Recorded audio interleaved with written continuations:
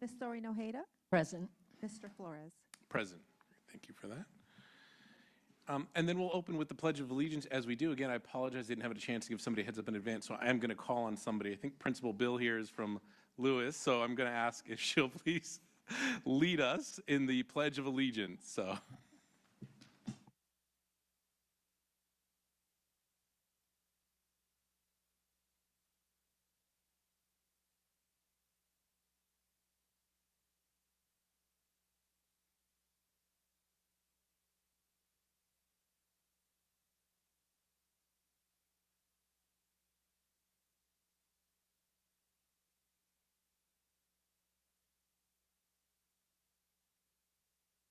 Great, thank you, Ms. Bill. Principals always got to think on their feet, so appreciate that. We do have translation services available for anyone wishing to utilize Spanish language translation services. Our translator today, Ms. Ada Velador, is here to provide those services. Ada?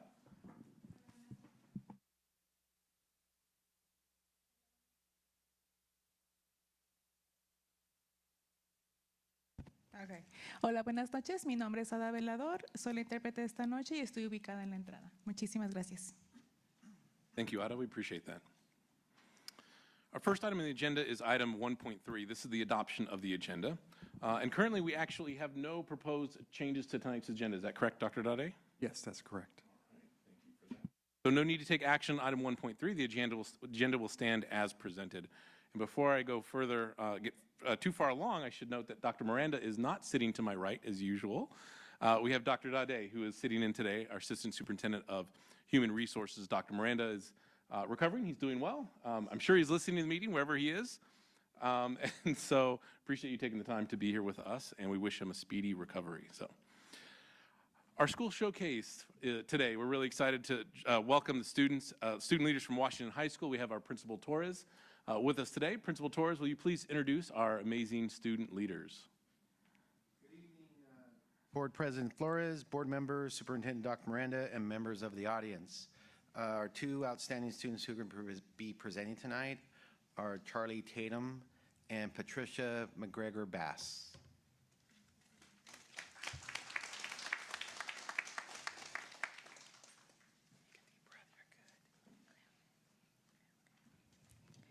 Good evening, board members. My name is Charlie Tatum. And my name is Patricia McGregor Bass. We are students representing Washington Alternative School. Thank you for the opportunity to share how our school helps students like us build responsibility, respect, and resilience while creating our own pathways to success. Our independent study students also receive opportunities to connect through hands-on activities. Even when learning independently, we still focus on building friendships, communication skills, and a sense of belonging. These are essential steps in becoming respectful community members. In our cooking class, we use vegetables we grow ourselves. This teaches real-life skills and the value of healthy choices. It also shows us power of teamwork when we work together, when we create something meaningful and lasting. During Hispanic Heritage Month, we participated in activities that helped us appreciate culture, history, and diversity. Respecting others' backgrounds is a part of becoming effective leaders and friends because we grow by understanding others. We also celebrate September birthdays because every student deserves to feel valued. Creating a positive environment encourages students to show up, try harder, and believe in themselves. Washington Alternative School is proudly part of the Colton Joint Unified School District, celebrating its 47th annual pencil, paint, and brush poster contest. Within our district, we have opportunities to shine, such as contributing to poster art and district-wide events that showcase our creativity and resilience. During pumpkin painting, we practice fine motor skills and creativity. This activity teaches us patience and perseverance, reminding us that resilience grows even when we're trying new things and even when they're challenging. For Halloween, many of us created our own costumes. Projects like these help us realize our abilities, strengthen problem-solving skills, and build confidence. Each costume represents creativity, responsibility, and pride. Our partnership with the Wellness Center continues to grow. Thanks to the community support and a grant from Whole Kids Foundation, we're expanding our garden and wellness initiatives. This shows how much our community believes in our potential and how teamwork can transform a school. We celebrate academic success during our Quarter 1 award ceremony. Recognizing hard work helps us stay motivated and encourages resilience. When students feel supported and celebrated, we become more invested in our learning. As the season changed, our partnership with CalFresh teaches us to cook new recipes using garden ingredients. These lessons strengthen our independence, responsibility, and ability to make healthy choices that support our well-being. With support of the Royal Gents Association, which donated 20 Thanksgiving meals to our families, we learned the importance of giving back. When others invest in us and see our value, we are inspired to become positive, contributing members of our community. If I could share one personal reflection, it would be this. Washington Alternative School gave me a second opportunity, an opportunity to rebuild my confidence, refocus my goals, and become someone I'm proud of. Here, Here, we learn not just academics, but how to be responsible, respectful, and resilient individuals. Looking ahead, we are excited for new opportunities, new experiences, and new possibilities. We have a wellness fair and 2 upcoming field trips that will help us learn, connect, and continue becoming the best versions of ourselves.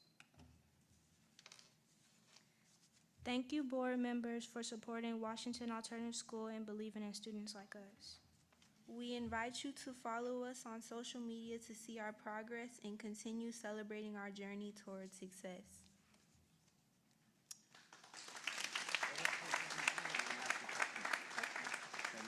Is it? Okay.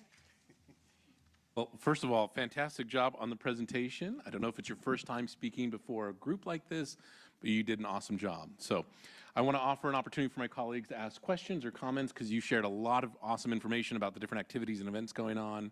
So are there questions or comments from board members? Sure, please, Board Member Fuentes. First of all, I believe in you, both of you, and all your peers there at Washington. You ladies did an awesome job. Your presentation was great.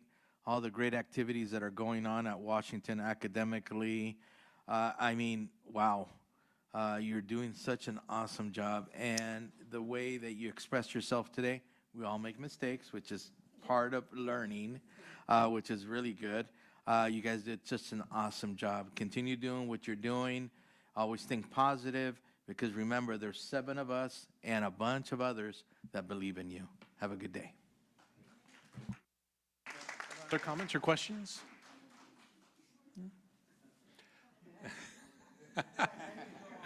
Yeah.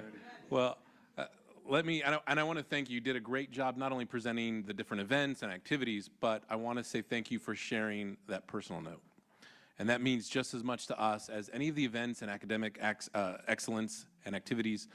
Your personal story is very valuable because it not only obviously shares with us, what you've been through, but it inspires other students. And we want you to know that the education that you're receiving right now is first class, and we are so proud of it. Washington High School, and we feel the same way about Slover as well. These are awesome schools where kids, it's all about learning differently. It has nothing to do with better, worse, more or less. It's just different. And it's a style that fits you. And I want you to be proud and to share that story with other students who are going to be following in your footsteps. So thank you for sharing that personal note. We appreciate it. So, oh yeah, please, Board Member Ibarra. Thank you, thank you. Yeah, give him a hand. Yeah, excellent, excellent. I agree with all my colleagues with the words they said. Excellent job. But one of the things I just wanted to highlight that came across throughout your whole presentation, the feelings that you have for Washington High School. It definitely showed how your experiences there have helped encourage you, give you confidence, and it showed just in the words that you said and how you portrayed everything that was happening there at your school. So it's evident to all of us that you really feel deeply for your school and for the staff and for the principal and everyone that's there to help you.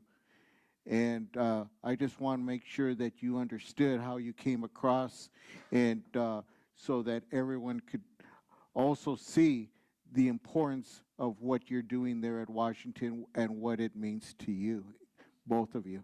So I just want to say thank you to both of you.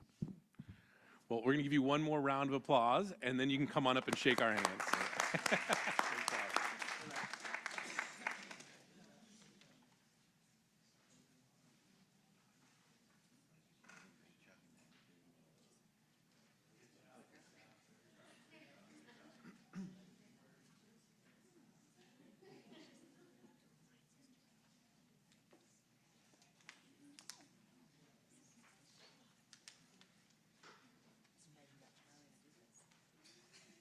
Again, ladies, for that great presentation. Well, this takes us to public comment for tonight's agenda. We do have a number of public speakers for this evening. Just a reminder to all public speakers that you do have 3 minutes to speak to the board on matters either on the agenda or not on the agenda, but within the purview of the school district. And again, our board bylaws are listed. There should be a timer and some lights, and when you hear the buzzer, your time is up. And I apologize, not trying to be rude, but we do need to keep everybody to 3 minutes. So our first speaker for this evening is Tyrone Neely.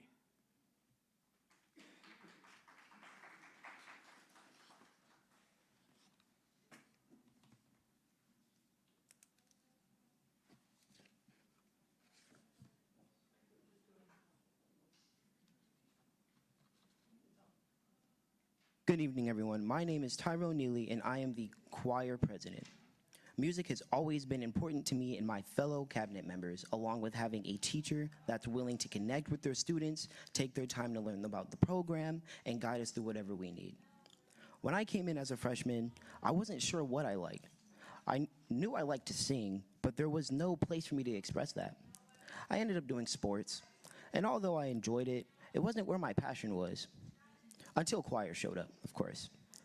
Until Ms. DeLeon offered me a place to express who I am. She gave me a chance.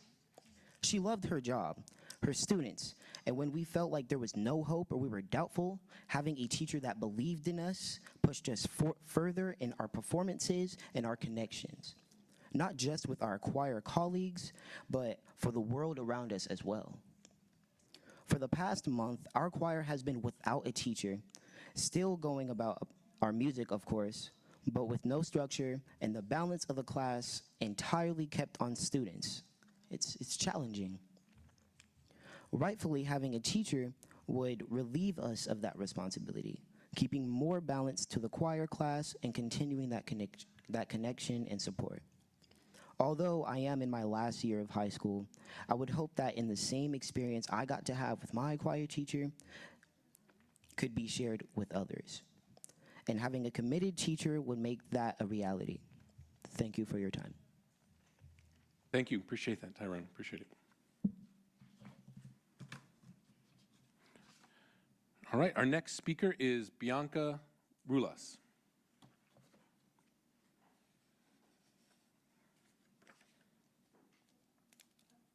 I am Bianca Relas, and I am the secretary of the choir program, and I have been a part of choir for 4 years now in high school.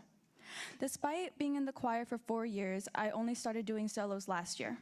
This year, at our annual Coffee House choir performance, I really grew more confident and brave. This wasn't just because of me, but through the support of my classmates that was made a family through my old choir teacher, Ms. DeLeon. Choir has become more than just a class for me. It became a place where I learned to be brave and confident in myself. Choir is where I learned that my voice matters, not just when I am singing, but also when I am speaking. Before, I used to sing quietly to make sure no one would be able to hear my mistakes. Now, I stand in front of people and give them everything everything that I have. That confidence didn't come from nowhere. It came from being surrounded by people who supported me, who cheered for me, who made me feel like I belonged somewhere. Choir gave me a place where I felt safe enough to grow into someone braver than I ever thought I could. This growth happens when the choir has stability, guidance, structure, and someone leading us with a purpose. A choir teacher doesn't just teach us basic music theory, but they also teach us courage. They teach us how to listen to each other, how to breathe through fear, and how to turn our emotions into something beautiful. They give students a place to feel seen and believed in. A strong teacher turns a room full of nervous teenagers into a community, and their impact spreads far beyond just the classroom. Ms. De Leon let me experience all of this, and I hope that future students get the same experience I did. I'm asking from the heart, please help us. Please give us the teacher and support we need so future students can experience the same growth, confidence that the choir and Ms. De Leon has given me. We love this program, and we ask for someone who loves it enough to lead it. Thank you. Appreciate that. Well said. Our next speaker is it Fallon Ponce?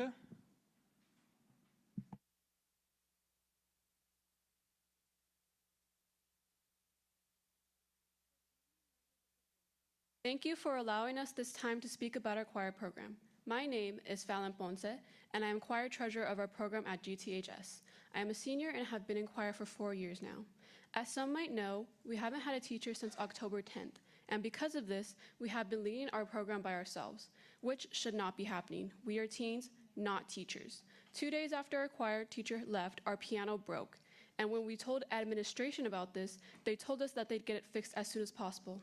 Now, it's a month and 10 days later, and we still have not gotten an update on the issue. Not having a working piano has made rehearsals challenging, which makes it difficult for our choirs to reach their full potential. We still do not have access to our own music library. Instead, we have to go around asking other teachers to unlock our room every day. We are also unable to access the money that our program has funded, even though we have an advisor. That means we cannot purchase the materials we need.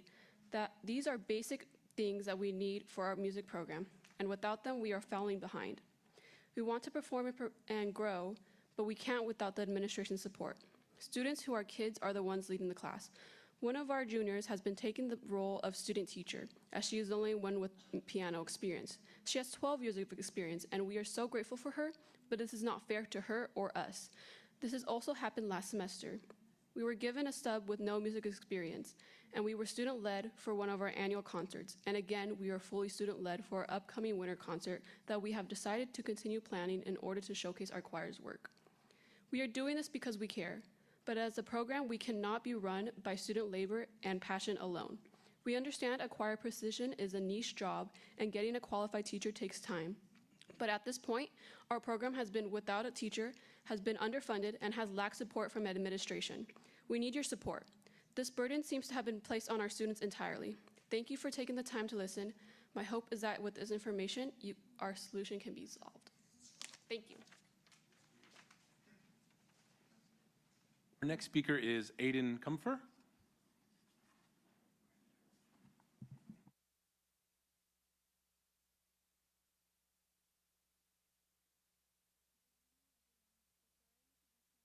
How many of you have a connection to music?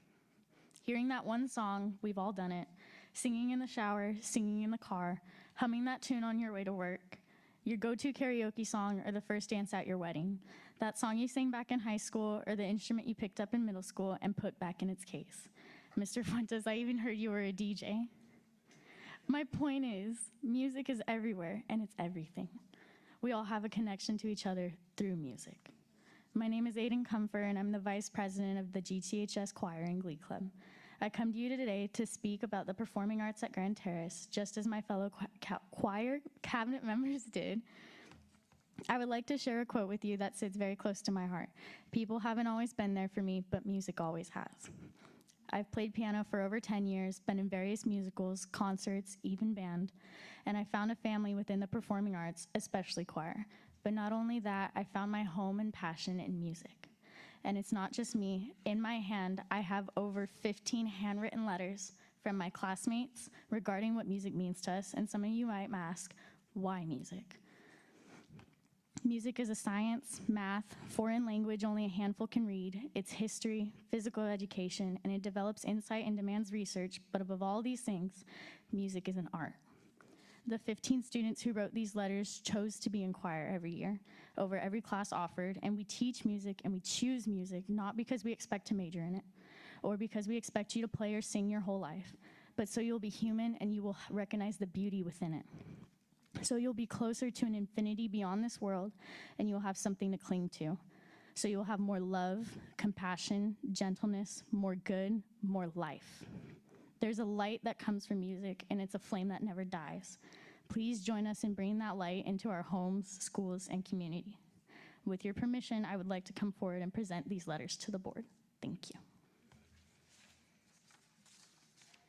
Sure. Feel free to come forward, please.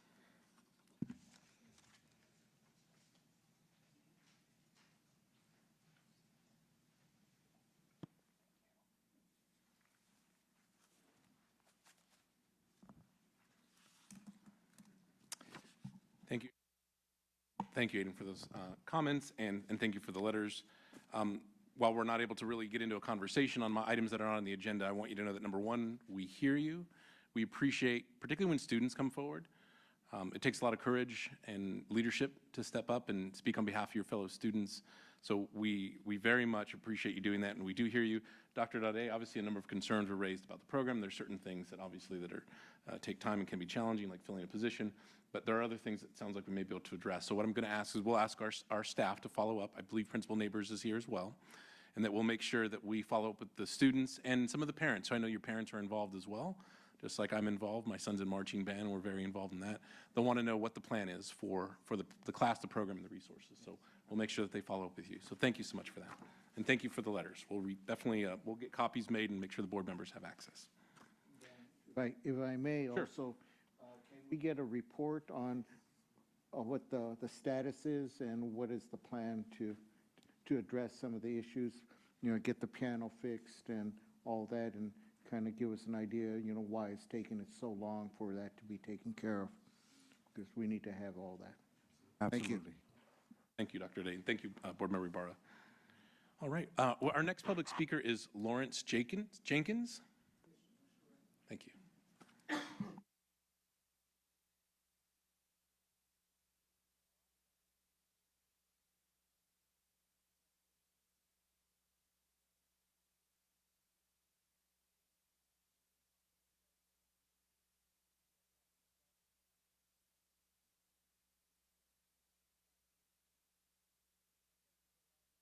Thoughts? Is that better? All right, thank you, ma'am. I'll briefly introduce myself. My name is Lawrence Jenkins. My wife and I, we have lived in the Bloomington community for over 33 years, and we have been blessed to raise both our daughters, and we have established a cordial relationship with our neighbors in the area. Over the years, I've sort of kind of noticed that quite a few of my neighbors, they walk their dogs, and they're walking their families, and they're in the streets, and they're on the sidewalk. And so that brings me to the day's topic. And I believe Joanne may have passed something to you. Don't expect you to look over it all right now, but look at it in your time. But I'll just briefly go over it. It's pretty much some pictures that I've took the initiative to go over of the oversight. You guys are aware of the land on Valley and Cactus. Again, we're right behind that area. And so I just took some snapshots of the area. I'll go through that. It's right across the street from Joe Baca Middle School, and I sort of made note of that also. And then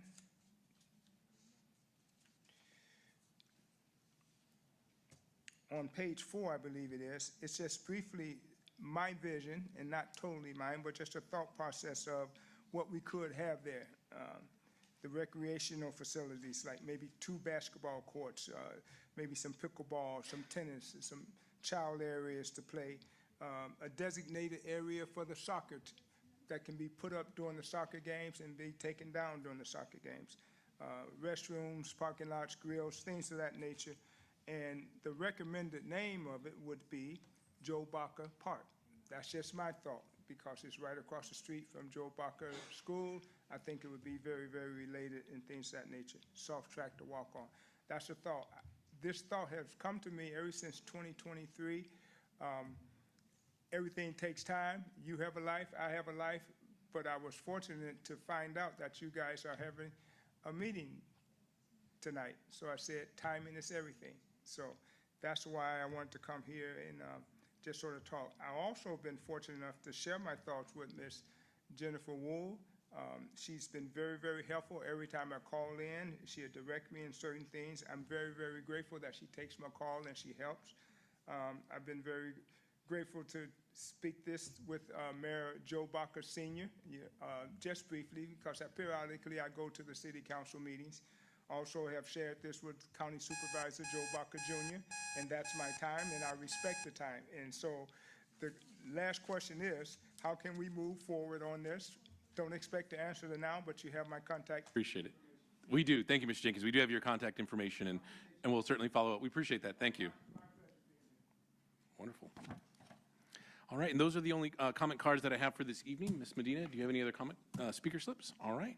So we will go ahead and officially close public comment. And again, thank you to everyone that came out to speak tonight. We appreciate hearing from the community, and we will certainly follow up.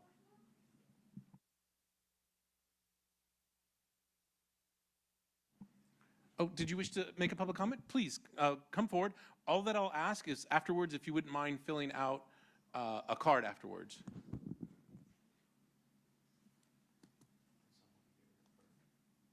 We'll grab a card. Okay, bueno.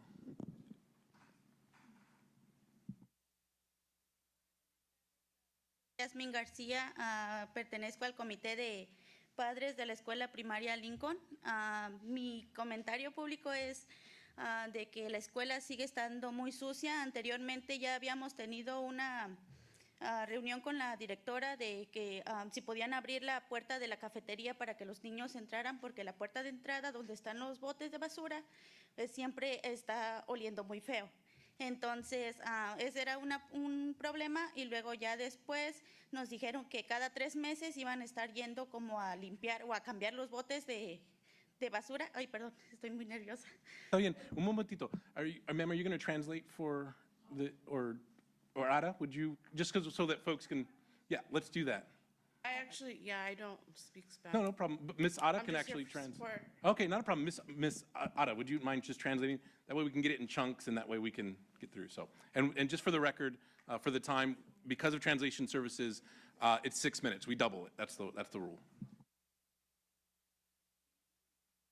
Good evening. My name is Jasmine Garcia. I'm a parent and member of the parent committee at Lincoln.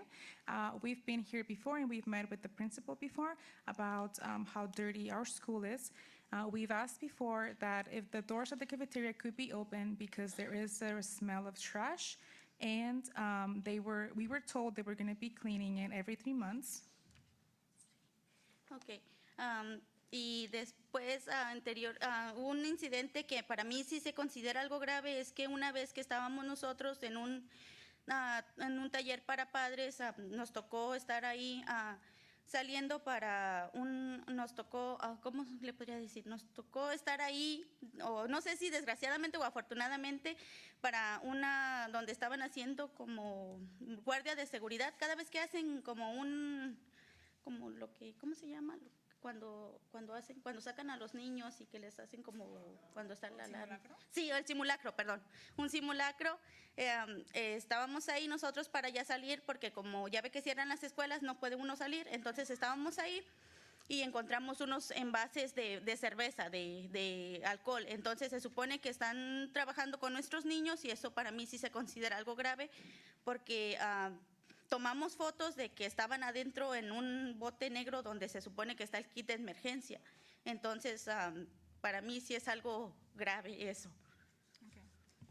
Another incident that occurred at the school was while we were attending a parent workshop. There was a drill that happened at that time, and while the school was on lockdown, we saw, as the kids were exiting, we also saw some beer cans and the trash cans where the emergency kit is supposed to be. I think this is a very severe incident that should not be happening at our schools. Okay, sí, eso es todo. No sé si usted quiere agregar algo.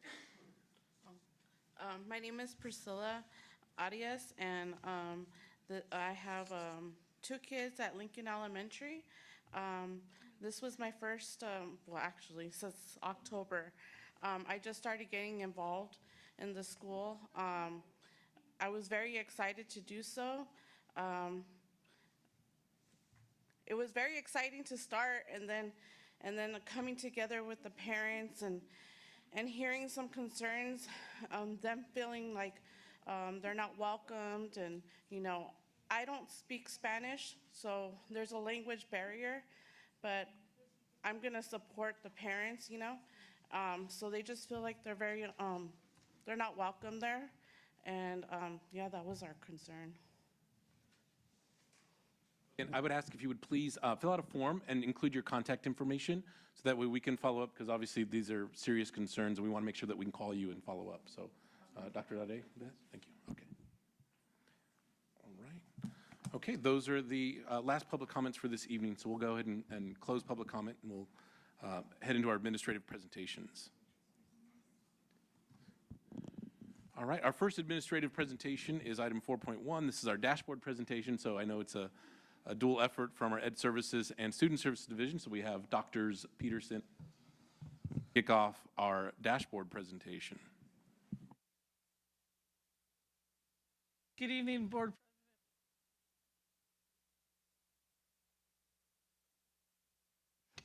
There we go. Let's turn it on. Assistant Superintendent Dr. Dade and members of the audience, it is our pleasure tonight, Dr. Ortiz and I, to present our 2025 California dashboard for our school district.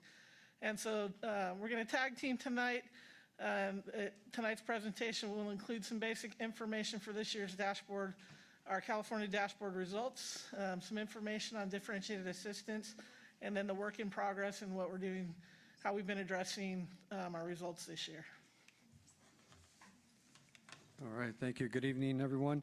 The dashboard was released on November 13th. Science is informational only, so we will have status and change in color, but CDE is still working on what those numbers actually mean.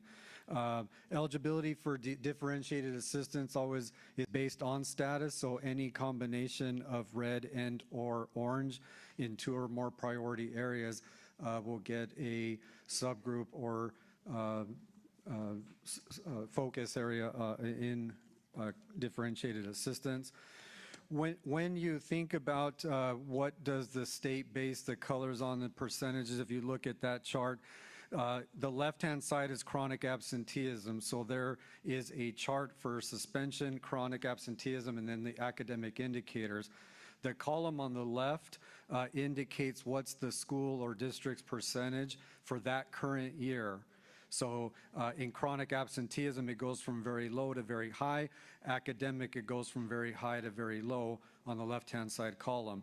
On the top column for chronic absenteeism and academic, it is was there an increase or decrease from the current year or from the past year to the current year?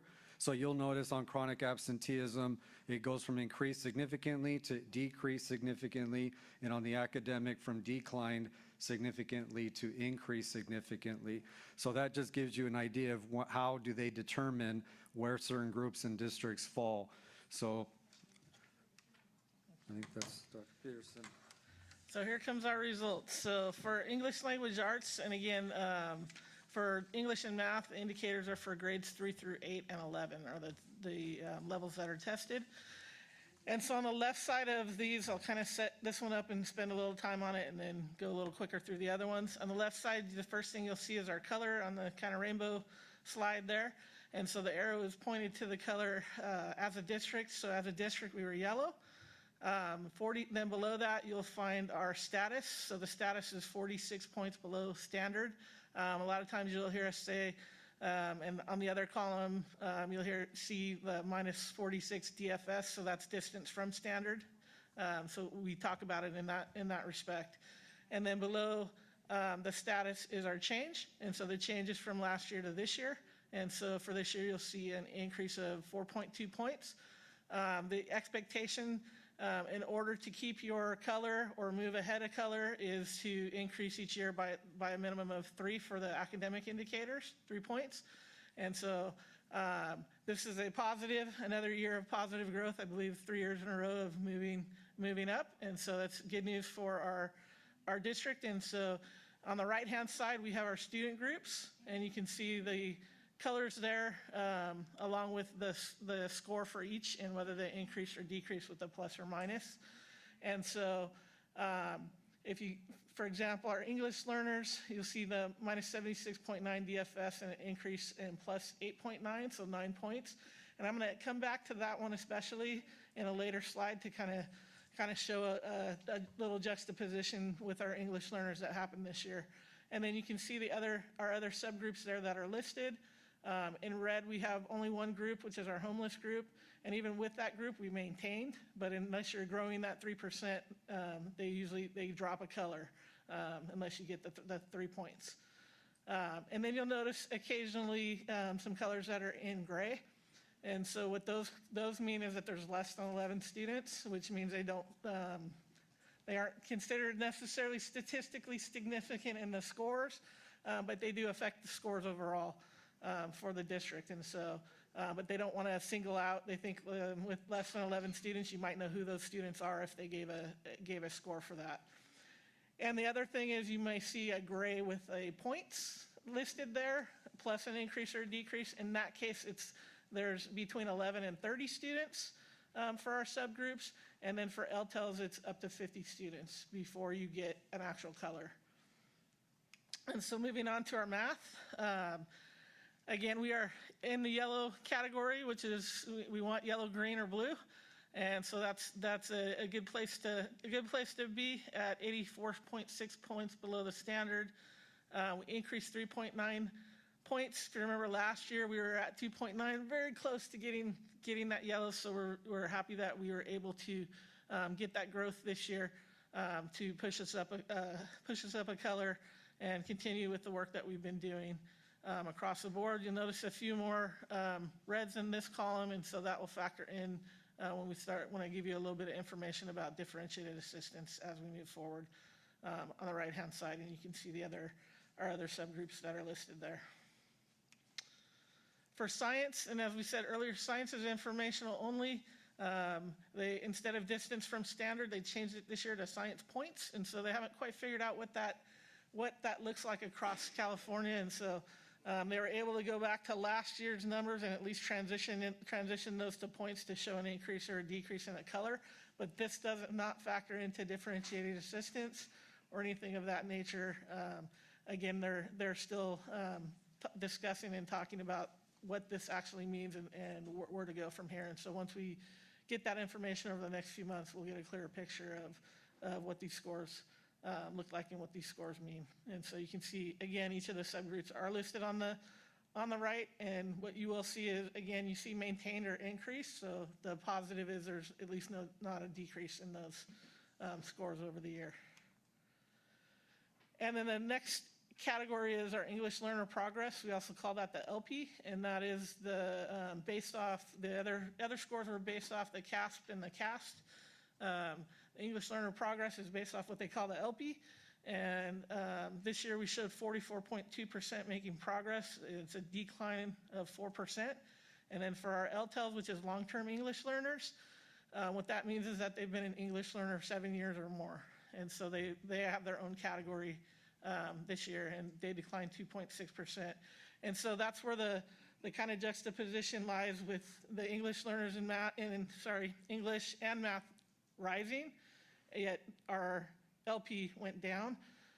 So we really dug into this data and kind of tried to figure out, is there a standard or something that was missed? We talked to some principals about why they declined, and the two things that kind of stood out the most, we had a few sites that tried something new.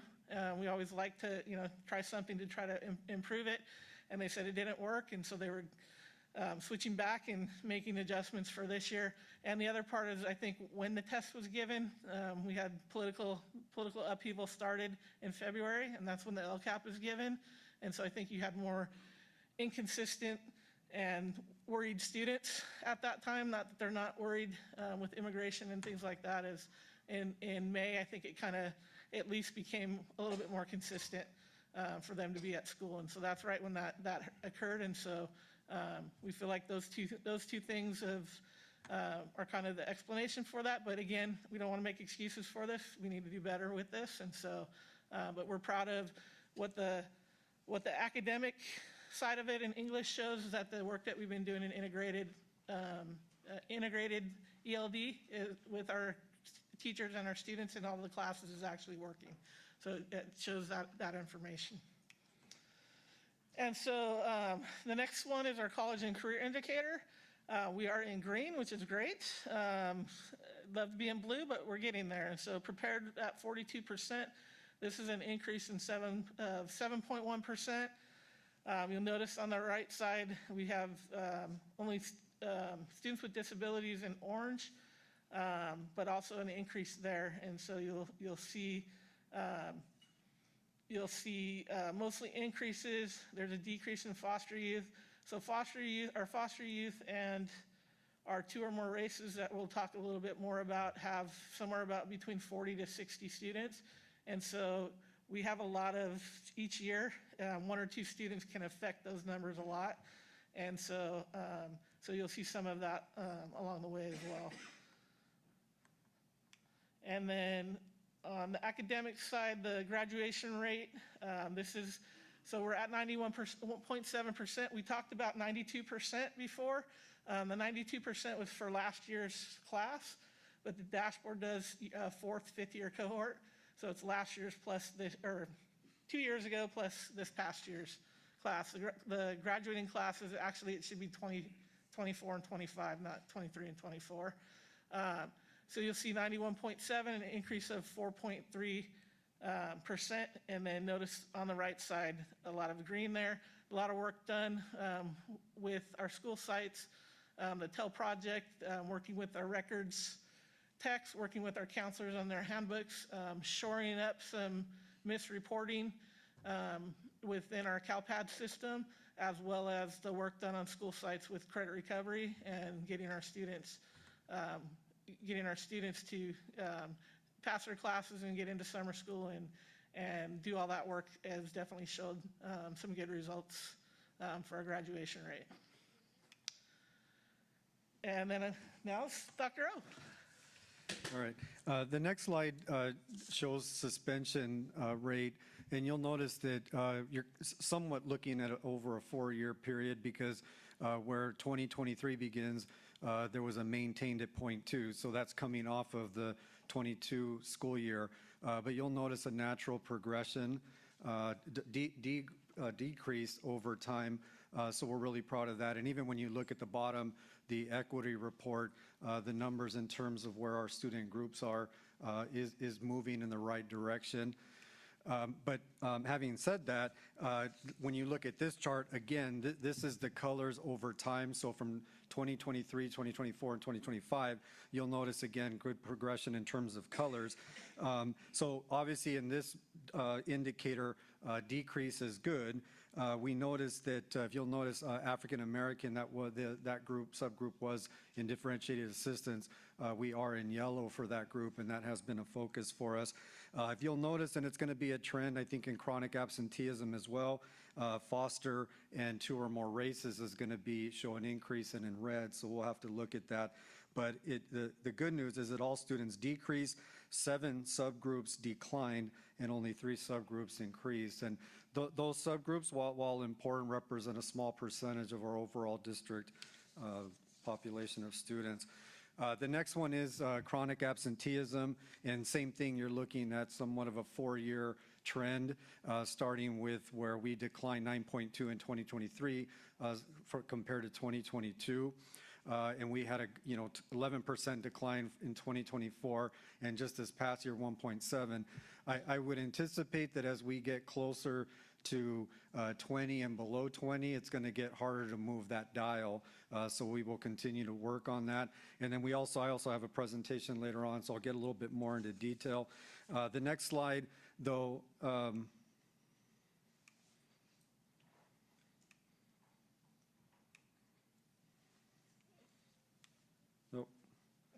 There it is. All right, very good. Same thing, it looks at 3-year trends, so from 2023, 2024 to 2025. You'll notice it's really easy to get stuck in the colors, and so that's the first thing that stands out. But you'll notice this is another indicator where decline is positive. Foster youth declined significantly, and that has been a focus for us. We had 6 subgroups, which are highlighted all the way left in yellow, the decline. But you'll also notice 7 subgroups, and Dr. Peterson kind of mentioned the same thing, changed color even though there was a decline. So Hispanic, for example, was in yellow last year, but and due to decreasing significantly. But this year there was only a 1.7 decline, so we didn't move enough points to move to the next color, maintain that color. So again, it's difficult because, like she said, if you're not maintaining that decrease over time, the color will change, but still you can see the Ds, which is decrease. That's what we want to see. So both a victory and a little bit of frustration on our part. And then you'll also notice, like I said, foster in two or more races increased with chronic absenteeism. When you look at our local indicators, which this is measures that reported out from our local climate survey, parent and family engagement and access to a broad course of study. This was the information collected from our LCAP and school climate. All of those indicators were met based on the results of those surveys. And I think that's Dr. Peterson. All right, so go into a little bit more detail on differentiated assistance and the overall outlook with regard to that. So our overall results as a district, and I kind of pulled science out of this since it's informational only. Again, you'll see all students, this at the all student level, very positive there. As Dr. O said on chronic absenteeism, because it's a 3%, you need a 3% increase there, but also under 20% will move you automatically to yellow. So once we get under that 20% threshold, it'll move the color as well, regardless of the percentage. And then again, our other decline is with our LP or English learner progress. And then it's nice to see green, a lot of green on this which is good news for our college and career and graduation and suspension rate as we move forward. This is kind of the picture of all of our subgroups across the district. So before I explain a little bit of this, I'm going to go to our next slide and then I'll come back to that. These are the categories that we fall under for differentiated assistance. So our long-term English learners are going in this year. Our students with disabilities, they've been in since 2023. It should say 2025, sorry for that typo.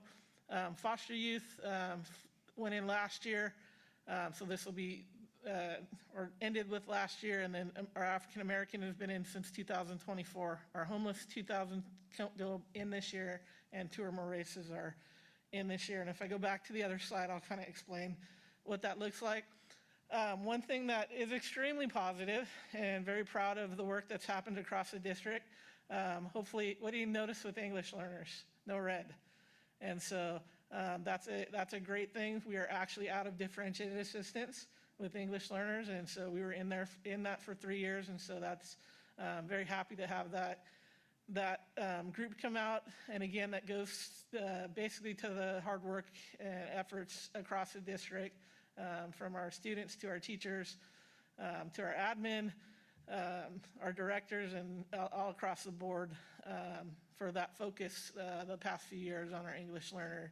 And we hope that continues. We need to continue that growth, and so that we don't end up back in it. But if you look at the numbers there too, plus 8.9, plus 4.6, plus 5.1, some very steady growth there. Our long-term English learners in math, English, language arts, and LP count as one category for differentiated assistance. So you'll notice the red and orange actually puts you into the differentiated assistance category with one other red.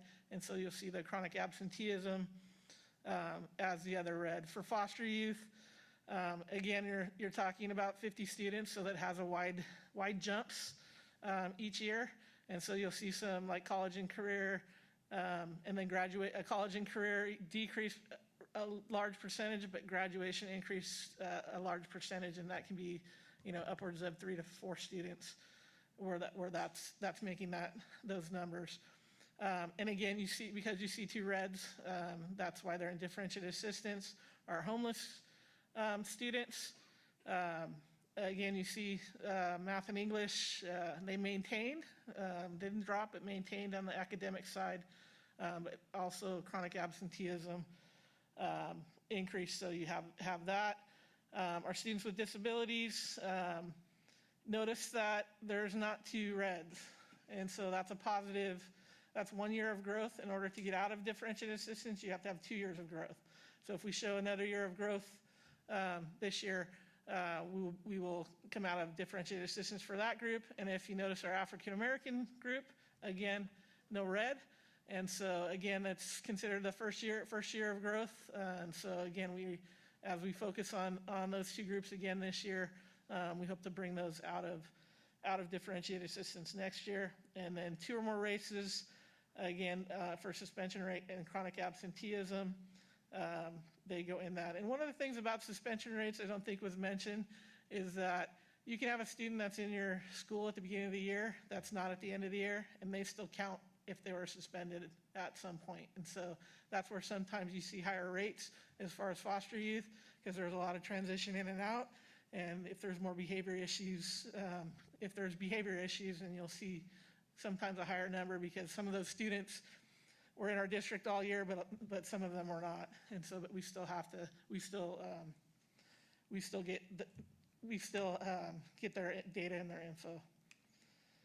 And so that leads me back to this, and you'll notice I've highlighted the students with disabilities in our African American group. And so those are the groups that are in year 2 with 1 year's growth, and the other groups are considered in first year. We're happy not to have anybody in third year, so the fact that we moved English learners out and that we showed growth with our students with disabilities and African Americans means we don't go to that next step of differentiated assistance, which is good. So, so what are the requirements of our district in that? So we'll attend a webinar on December 3rd, and then we have a team meeting February 5th, and as in the past, it's based on improvement science. So we'll determine which subgroups we're going to focus on, and then come up with a game plan there as to how we're going to address or do more to address than what we already are. And then again, the goal is to show growth for 2 years. And so how are we addressing these results? And again, this is not something we're just starting right now. We get a peek at and can kind of take a pretty good guess as to where we're going to be based on our CAF scores over the summer. And so we already, as we start the year, are planning for where we need to focus and the work that we're doing. And so we're continuing our focus on lesson planning. A lot of the top parts there for elementary that have to deal with literacy, a big focus on literacy, continued letters training, our QTEL and GLAD strategies, continuing to provide professional development in that. And then another one we've added this year is called UFly that you'll see around the district over the last 2 years. And so we're really focusing in on those happening in the classroom. And then for secondary, the focus on building thinking classrooms and AVID strategies across the district. And then that continued work that we're doing with our integrated and designated ELD, professional development for teachers, and really the inclusivity of all of our students that we're focusing on with our principals this year, and that we've focused on the Summer Institute with our teachers. And so for the college and career indicators, we're continuing to expand our dual enrollment. Now, I will give you a heads up that they're making changes to this next year, so I don't know what those changes necessarily are yet, or what they're going to do to our numbers, but they are changing. The state is changing the rules. They tend to do that every few years with some of these. We have our early college at all the high schools. We're continuing to focus on A through G, which had a good increase this year as well. And then we're work with our counselors and records clerks. And then we have an Emoja pathway that we're scheduled to begin that focuses on our subjects, with a focus in African American studies that begin in 26-27 at Grand Terrace High School. And then graduation rate, we continue our Mission 220, which is our 220 credits to graduate. We will continue to work on those differentiated instructional strategies in the classroom, continue our work with credit recovery, and the work on our TEL project with continued our records now have a handbook. Our counselors are almost finished with their handbook, and so a lot of structures and systems we put in place so that that there's consistency across the board with how we what we do as a district in different positions. Dr. O? Yeah, as far as the suspension, I put this slide in just to give again context of overall where we've been and where we are. If you notice, our suspension rate for 24-25 is below even back to 2016-17. So again, you've seen that decline, and then we saw that increase after COVID, and we're getting back to even lower than what we were before, and a little bit higher than Fontana, but still right there with Rialto. This one just breaks down not just students, our suspension rate on the right-hand side. So we're at 1.2% right now in Q1, but also when you look at the number of students with suspension right now in Q1, we're significantly lower, at least where we ended off last year. So hopefully that number stays low. And then below there's just a breakdown for our major subgroups.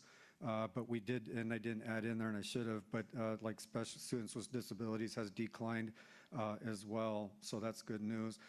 A lot of the things that I think we're doing as far as suspension, on the left-hand side, you'll see what I believe that the school sites are doing really good at is the PBIS implementation, expectations assemblies, incentives for appropriate behavior. I think obviously our counselors being there with SEL lessons in classrooms helps. Our wellness centers at the high school and middle school. I know there's probably a couple elementary schools that have some quasi wellness centers that they're trying to start there as well. Our training with restorative practices and that conflict mediation helps. No contact contracts helps in getting students to help manage their own behavior. And then I think also utilizing other means of corrective action is also helpful. From a student services division, we've had a variety of different training provided. The big one that I think is most important is the restorative practices, the kindness campaign that we have. Also the involvement of Antonio and his team, of them providing services and support as well to the school sites, in addition to our counselors there at the elementary schools. Behavior support from Rob and his team, where he can support, he does. Our security staff, John Sachs brought in Dr. Clark to provide equity training for our DSOs, so they've gone through that process as well. And also in terms of behavior, Antonio has also done his part to train the team in terms of interacting with students and trying to mitigate behaviors before they escalate. And just overall, our focus as a division on behavior management and trying to get to the bottom of the problem, because sometimes just suspension is a short-term solution to a long-term problem. Eventually, they're going to come back from that suspension, and what is the plan? So I think we have a lot of support for our students. Our students with disabilities, in terms of what we're doing, I think we're proud of the work. You see the increase in ELA, and we maintained in math. They decreased in suspension, and there was also a decrease in their chronic absenteeism. Rob and the team really focusing on trying to support our special ed students in the gen ed classroom. So how are they doing that? Supporting the co-teaching models at Grand Terrace, Colton High School, and Terrace Hills, supporting increasing mainstreaming at the elementary, reviewing the effectiveness of our RSP support at the secondary level. We normally have learning centers, and that sometimes isn't always the most effective way to provide services.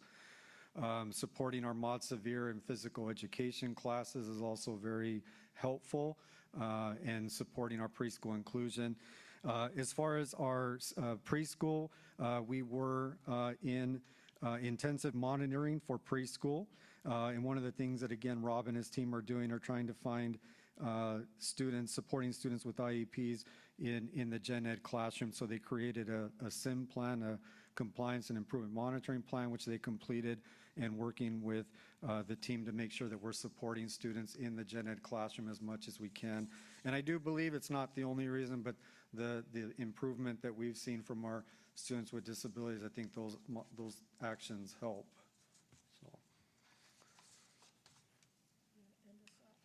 I will. I'm going to end off with these amazing students because we keep students first, achievement, equity, and wellness.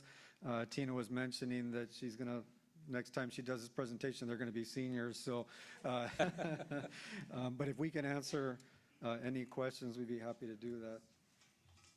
Well, thank you, Drs. Peterson and Ortiz. First of all, it's a lot of information that you kind of threw at us, but as we're digesting it and looking at it, obviously overall seeing improvement in growth, and I like the year-over-year comparisons. Gives us a sense of where we are. I feel like the stake in the ground really is the COVID year, that 2020 year when everything sort of fell apart and we're starting to rebuild. But what's interesting is to see in some cases we're not only catching up to where we were prior to 2020, but we're doing better than before. So I certainly appreciate that. Let me ask if there's comments, and please, Board Member Flores. Yeah, thank you. It was a lot of information, and we'll probably be talking about this later. But as far as the indicators that show positive growth, that's something we can celebrate. Of course, there's a lot of work still that we need to do. One thing that I recall, with as far as positive growth, it shows where we've put our focus, our groups that needed to have a focus, like students with disabilities, ELs, African American. That it shows when we focus on something and we actively implement it and have a plan in place, it gives us the results that we have today. So one thing that I did have a question on slide number 8, which is the mathematics.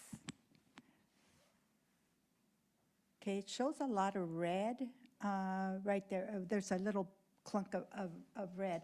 Do we know if it's LTELs, foster youth, and homeless, and then the students with disabilities? Do we know if this is what grade levels or?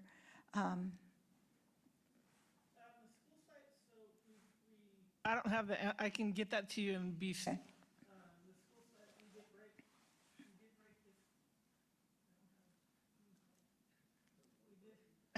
You need to whack it.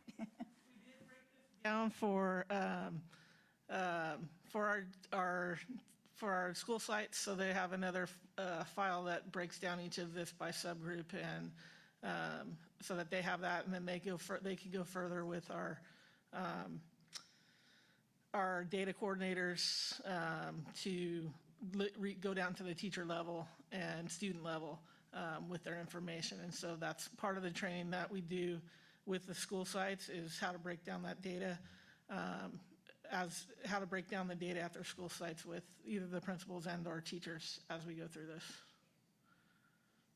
That would be very telling on where we need to focus for the year. Also, the students, we have a ELA intervention, I believe, at the secondary level, correct? The Read 180? Yeah, we have. So I think if we are to show growth in those classrooms, I think these reading intervention classes have to be extremely rigorous, and we need to see a lot of student engagement. We're not going to get the results that the kids deserve if these reading intervention classes are not rigorous.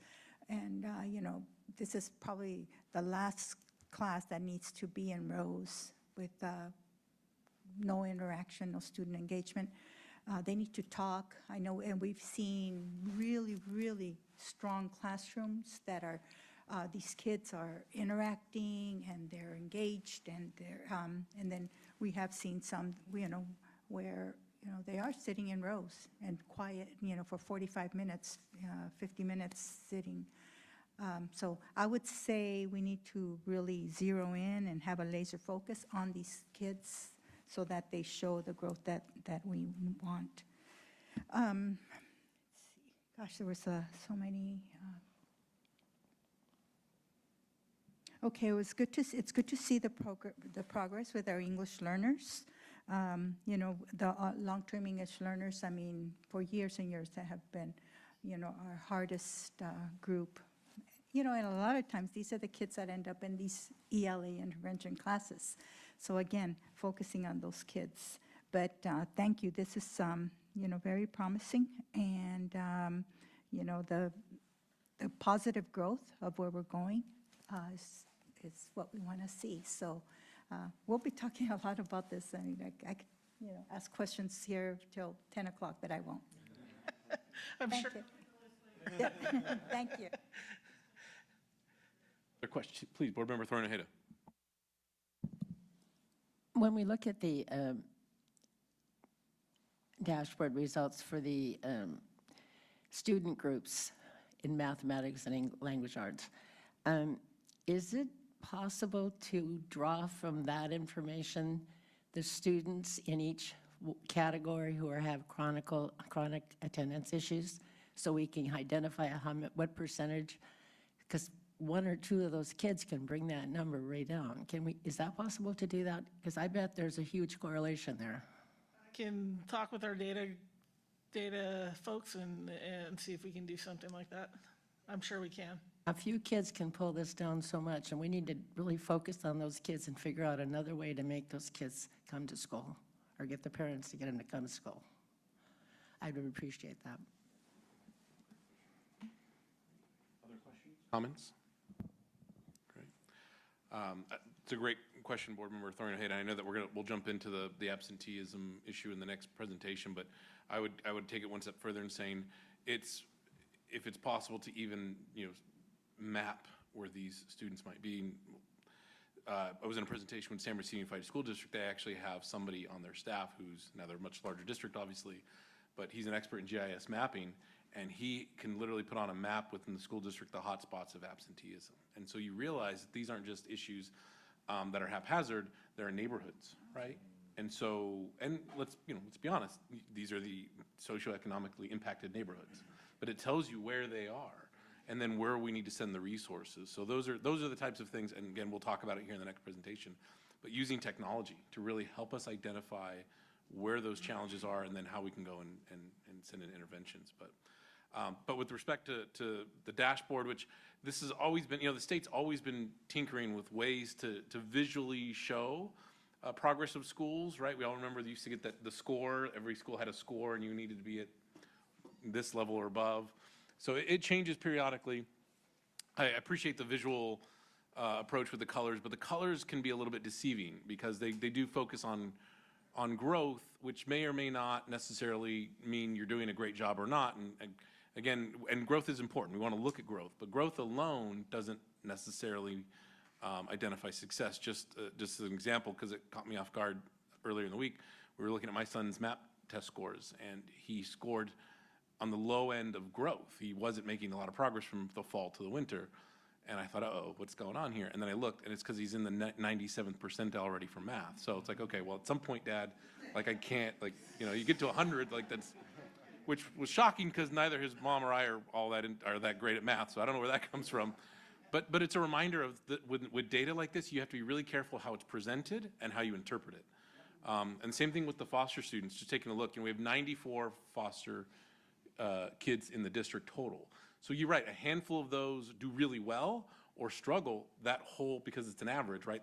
That whole cohort can shift one way or the other. So, yeah, it's really in all how it's presented, and interpreted. But you've done a great job helping us really understand it and put it into context, and I appreciate that. And again, identifying those subgroups that we know we want to focus on, that we don't leave them behind, and that's really important to us. So, but if there are no other questions on this, I know we're going to roll right into our absenteeism presentation. So Dr. Rowe, you're up.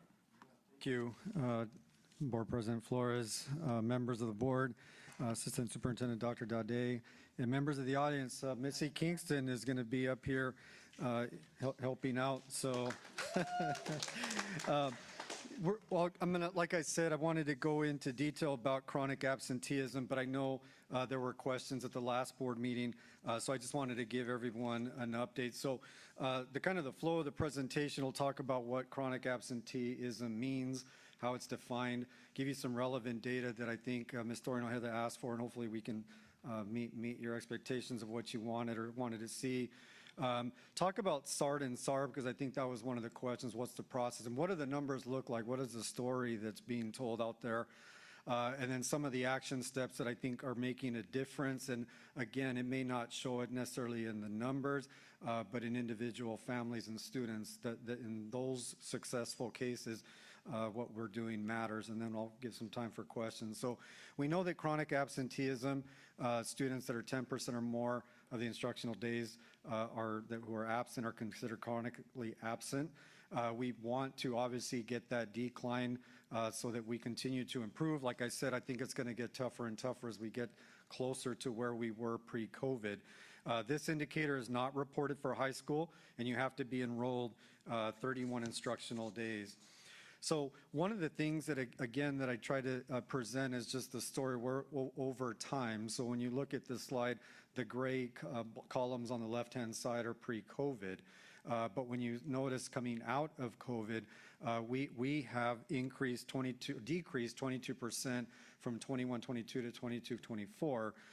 And if you notice, other than this last year, we've had the highest decline amongst the districts who are surrounding us. So the minus 9.2, minus 0.11 is difficult to maintain. At some point in time, it's going to slow down the growth or the decline in this case. But this, again, gives context on where we've been and where we are. And we are getting closer to where we were before, but it will become more challenging. But that's okay. It's not an excuse. We're going to keep pushing forward. This slide gives chronic absenteeism rate. The most important one that I want to point out is Q1. Right now, we're at 18.63, which our goal is 20%. We'd love to be at 15, but we'll take 18 at the end of this year and continue just to move the dial. Our ADA, which Dr. Miranda still asks us to track, it's not reported on the dashboard, but you can see right now in Q1 we're at 94%, but even compared to 22-23, we were at 92.49 end of year last year, so that is good. Every percent counts for ADA. When you look at the bottom, overall in 25-26 right now, we have 3,300 students, a little bit over 3,300 students who are chronically absent. And again, that's about half, consider where we are now, half of where we were a few years ago. One of the questions was how many SARTs have been held. When you look at where we are, 144 as of today, right now. So hopefully if that trend continues, we'll match or probably surpass how many we conducted last year.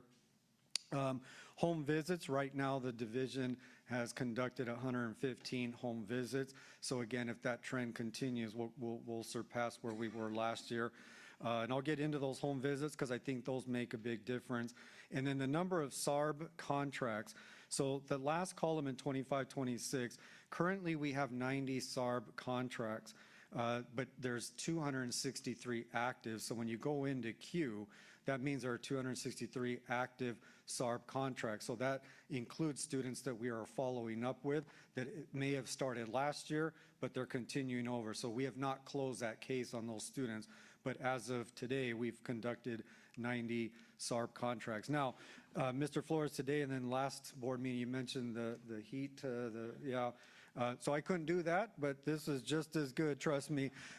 We at least broke down with Colton by cohort, just to give an idea of how many chronically absent students there are by cohort. So that 3,300 is broken down by cohort, and then you'll see Missy and her team were able to pull a graph of how many chronically absent students there are by cohort by school right now, and then we also added in the number of total enrollment for that particular cohort. So it just gives a general idea. The next one is the chronically absent, the subgroups. So when you look at the top row, that's the number of students in that subgroup that are chronically absent. The percent is that subgroup's percent of the total 3,300 students that are chronically absent. So again, looking at our foster youth, 18 students, that's only 1% of that total chronically absent number. And then just a graph, picture of what that looks like. So in terms of SART, SART is really meant as a Tier 2 intervention. It's mostly done at the school site level, but our team in our department helps out with SART as well. So the purpose is really just to meet with families, meet with students to find out what's going on, what are the barriers to attendance. It is meant as a positive intervention to discover, okay, what's the why behind the absences, to talk about and establish positive relationships with the families, and really link them up with services, and just to get to the why. And so part of that process is they're having meetings with families. Sometimes it's on the phone, sometimes we go to the house, sometimes they're coming down to the school, but really just to talk about what's going on. And so the CWA team, the community liaisons have gone out. So in 25, 26, they've already done 61 SARTs. And the total, there's been 144. So we're trying to help with our team. If a family is having a barrier to getting down to the school to discuss attendance, or maybe they can't get a hold of the family, we're going out to them. How can we help support the school sites in terms of SART contracts? Also, home visits, there's already been 115 home visits, plus 33 other visits. So our community liaisons are following up not only with families at the home, but with students that are experiencing difficulty with attendance. So maybe they're on a SARB contract, or we're trying to prevent them from becoming chronically absent. They go out to the school and meet with the students, kind of quasi-mentorship program, just to encourage them, provide incentives and things like that, and really just try to get to the why behind the absences. It also, we just listed how many Saturday school academy recovered days we've had, 3,526. And then we do send out truancy notices. Those are required by the state. And also RAWE, which is an attendance program. Emails are sent to families just letting them know, hey, here's how many days your students missed so far. In terms of SART meetings, these are the numbers of how many students in those cohorts are on SART. So as you can see, Colton has a few more, and there was a heavy focus in the last few years. So when we came back from COVID, we really looked at what areas of the district, what school sites specifically, were having a lot of chronic absenteeism, and we focused on those schools. So that was really good for the focus on those schools, but we've switched it up this year because some of our schools that had lower rates weren't having any students brought up to SARB, or we were having difficulty getting to those families. Because if we're real, there's only so many days in the year and so many SARB meetings and hearings. So we've tried to increase those. So that's why you'll see that Colton cohort, they did have more chronic absenteeism, and we were focusing on those schools. In terms of SARB, SARB kind of has a negative connotation, but SARB is really a Tier 3 intervention, and it's meant to be positive. So it is part of a whole system of meeting with the family and a multidisciplinary team that sits in there and talks with the family to really get down to the why behind the chronic absenteeism. And every single family that comes in, there's a different issue going on. Sometimes it's health or mental health, or just life, or the parent is struggling, or there's grief going on with loss and things like that. But the purpose is to re-engage the family into the school community. So we want to re-engage the students back into school, and we want to help the family get linked up with services in the community. We're trying to mitigate those barriers to attendance and really find out why, for whatever reason. When families come to SARB, really everything comes out. They finally disclose like what's going on. We've got a big team there. And we want to keep the students away from the juvenile justice system. Our goal is to have them in school, not in the justice system.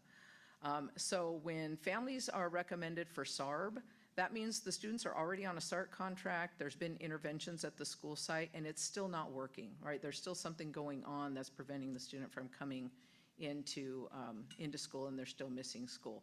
Our whole focus with the families is really when the students are not there for whatever reason. The state is looking at chronic absenteeism. They're just looking at the students missing instructional time. They're not connected to school if they're not in the classroom. And they have a higher probability to get behind academically. So our focus in SARB is really that connection back to school and the missed instructional minutes for the student.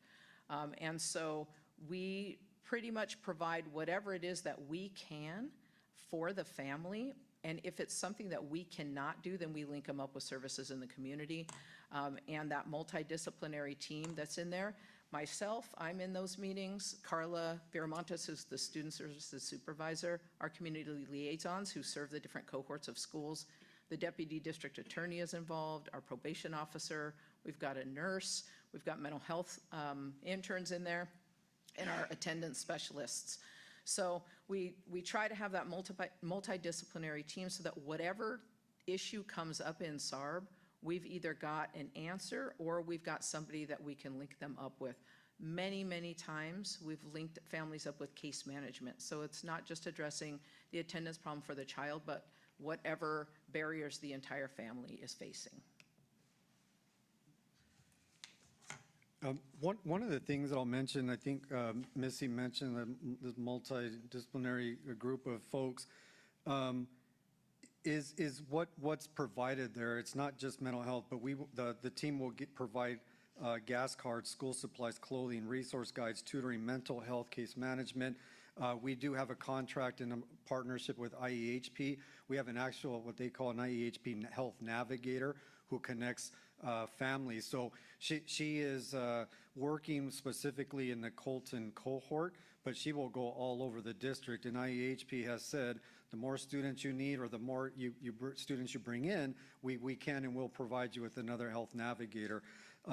We even had just recently, the November 18th, we had SARB meetings. The district attorney was there. She actually went to her car and got 2 alarm clocks for some of the families from her car. So lots of need out there, and I think that's the important thing. Is SARB in general in the past has had a negative connotation. I think, like Missy said, our focus has been how do we address the barriers to getting to school. We just, at that same SARB meeting, I heard that one of the parents didn't show up. That parent called to inform us that his wife had passed. So the student had not been attending school. We would not have known that if that meeting hadn't happened. So sometimes changing mindset of why aren't you coming and coming down on the family if we aren't providing support to them and understanding what is the reason. I meet with all of the community liaisons, not just the 3 in our division, but those around in the district. And it's interesting because one of our community liaisons was working with one of our high school students who was missing first and second period. When she met with that student to ask why, first period was advisory, so there was a little bit of, well, I'm tired and it doesn't matter, first period. But the more important reason was period 2 was math. When the community liaison sat down with the student to meet with her, the concern was, I'm not good at math, and she struggled. So connecting that student with tutoring and support, because it's avoidant. She didn't want to go because of math class. So again, there's an assumption there that parent doesn't care, she doesn't care, but there's a need there, and that tutoring, that connection, I think is really important. We have an amazing probation officer who replaced Lorraine Aleman Reyes Garzaga. It's been seamless with him in terms of engaging with our families, with our students. Antonio has his folks sitting in on SARBs, again, to connect families immediately. So lots of things that happen, I think, in our district that I'm confident don't happen in other districts. So, and if anyone out there in other districts, prove me wrong. So the other one, SARB meetings, this you'll see the top number gives current SARBs that have been held for those cohorts, like Missy said. And it's one of those things when we focused on Colton cohort, because that was the greatest need. It's like, how do you beat Goliath? I don't know, you have to attack them at some point and have a plan, and you hope that plan works. But they redid their focus, and now we hit all cohorts. And you'll notice just in this recent November SARB meetings, we had a few parents that elevated in there because they're not used to being called into SARB from a certain cohort, and I won't mention which one that is, but it's there. So we are reaching all families. And then you'll see the second row, those are active SARBs. So again, these are SARBs that were started either last year, a couple of years ago, and those cases have not been closed, so that's the 260 there. And then how many SARBs per school site for each cohort. One of the things that I asked the team for was the stories, because again, those are the things that are missed. You look at the total number and like, oh, 21% chronically absent, but you miss the stories, and this is just the tip of the iceberg in terms of what happened. So we had a grade 5 McKinley student. SARB was held in 2023. Probationer Officer Aleman conducted SARB. So there was a SARB. There were check-ins over 2 periods. So she provided incentives, so gift cards from Target and In-N-Out that came out of her own money, and the student was exited from SARB in 2025 with a 96% attendance rate, and still has not right now has a 99% attendance rate. So again, that's that connection of bridging that gap. Same thing, grade 12 Grand Terrace High School student. SARB was held in 2023. Probation Officer Aleman checked in. Student utilized the Wellness Center. She had a start at the end of the 24-25 school year, 95% attendance rate. She is on track to graduate and still holding right now at 95%. And last case, grade 9 BHS, SARB held in 2024. Student finished the school year with an 87% attendance rate, slightly improving, but our community liaison, our CWA community liaison, visited the school. The family attended the school resource fair, and that student currently has a 98% attendance rate. So again, that connection to make them feel part of the district and important, and connecting services got them to the school resource fair, which helps. So there's just a lot of stories like that, and like I said, we could be here until 10 o'clock at night telling, and I think those things get overlooked, but there's just time to connect with parents, and I think that's most important. When you think about what our division is doing for the students, Missy and her team with the attendance awareness, so September, we did an amazing thing. We had over 4,000 students with perfect attendance. That's no early outs, no tardies, no nothing. You were here every day. Our personalized outreach through our home visits with our community liaisons, the probation officer, Antonio's folks going out there, and they are conducting home visits for certain students. Our follow-up with the SARBs, because I think that was the other thing in the past that we didn't do. We'd have a SARB, but not follow up with that family, so the team is doing a good job with that. Case management and our own student site visits. As far as the school sites, how are we supporting them? The attendance awards, obviously the home visits, Saturday school. But one of the things that I wanted to talk about was the last few bullets, leveraging our probation officer. So again, we ask them to go out, but they just do that on their own. And they are visiting not just at the home, but going out to the school sites and visiting school students there. And that makes a difference because, again, that one-on-one connection. Our community liaisons, the same thing. They create relationships with families. They visit schools. They too go out to visit individual students and just make that connection and try to do what they can. Antonio's mental health interns attend SARB, link families with resources, and the overall goal is to remove those barriers for them. Long term, I think what's the most important thing, that third bullet. Second, first is just removing those barriers, and that could be an alarm clock or that could be tutoring. It really doesn't matter, and I think there's a need to make sure we're connecting students with any kind of service. But the one that I want to hit on is the enhance the relationships and connections. There was a recent study done by the New Teacher Project that schools with stronger pre-existing family engagement, and family engagement was defined as trust between teacher and parent involvement, and the parent's influence over school decisions, had chronic absenteeism that was 6 percentage points lower. Now, the interesting thing is that study showed that the parent engagement had better than expected, those schools had better than expected attendance, achievement, and school climate.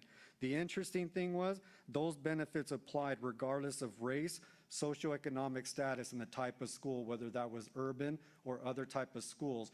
Those schools and those students perform better with that family engagement. I think that's where it is. That's what it comes back to. So all of the coffee with the principals, the assistant super the principal, the directors, Rob does a donuts with parents, donuts with the directors. I think it's those connections, all of the trainings that we do, that's going to ultimately, I think, make the biggest difference. This is question. We'll take any questions, but this last picture, this is Rogers Elementary. These are the students that had September perfect attendance at Rogers. The class with the highest, thank you. So we're happy to take any questions. Thank you, Dr. Ortiz. Questions from board members? Again, lots of information, it's very helpful. Please, Board Member Thorin Ojeda.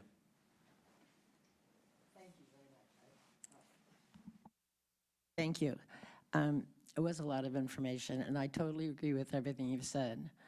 I have a concern about a few things and wonder if we can improve it more. We have 3,362 3,743 habitually chronically absent. And yet we have 234 students in some sort of program to get them to go to school. I mean, official, 144 SARTs and 90 SARBs. That's only 234. That's like not even 10% of kids that we have anything documented on. I know those contacts, I agree, they work. This was a personal thing of mine when I was at my schools, and so that is how you get kids to school. And I totally agree with you, Missy. There's so many families that they have issues. The alarm clock, mom doesn't get home from work. I mean, there's so many things that we can help them with. But there are a lot of kids who just don't go to school, and they don't really get anyone to make the parents make that happen, because when they start with little kids, by the time they're in high school, it's developed as a habit. And I really don't see a whole lot unless you can make a huge connection with those kids. But especially in the elementary level, maybe we need more support. I know you have a lot of people helping. We had the same in Fontana. And I think we need to do better, because every year these kids don't come to school, it gives them 1 year less to prepare to have some kind of a future. There's a lot of kids, especially since the pandemic, but there's a lot of kids who are not coming to school every day, and they're not getting the follow-up in many of the schools. And it's not because they're not trying. But I think we need to put more teeth in what we're doing.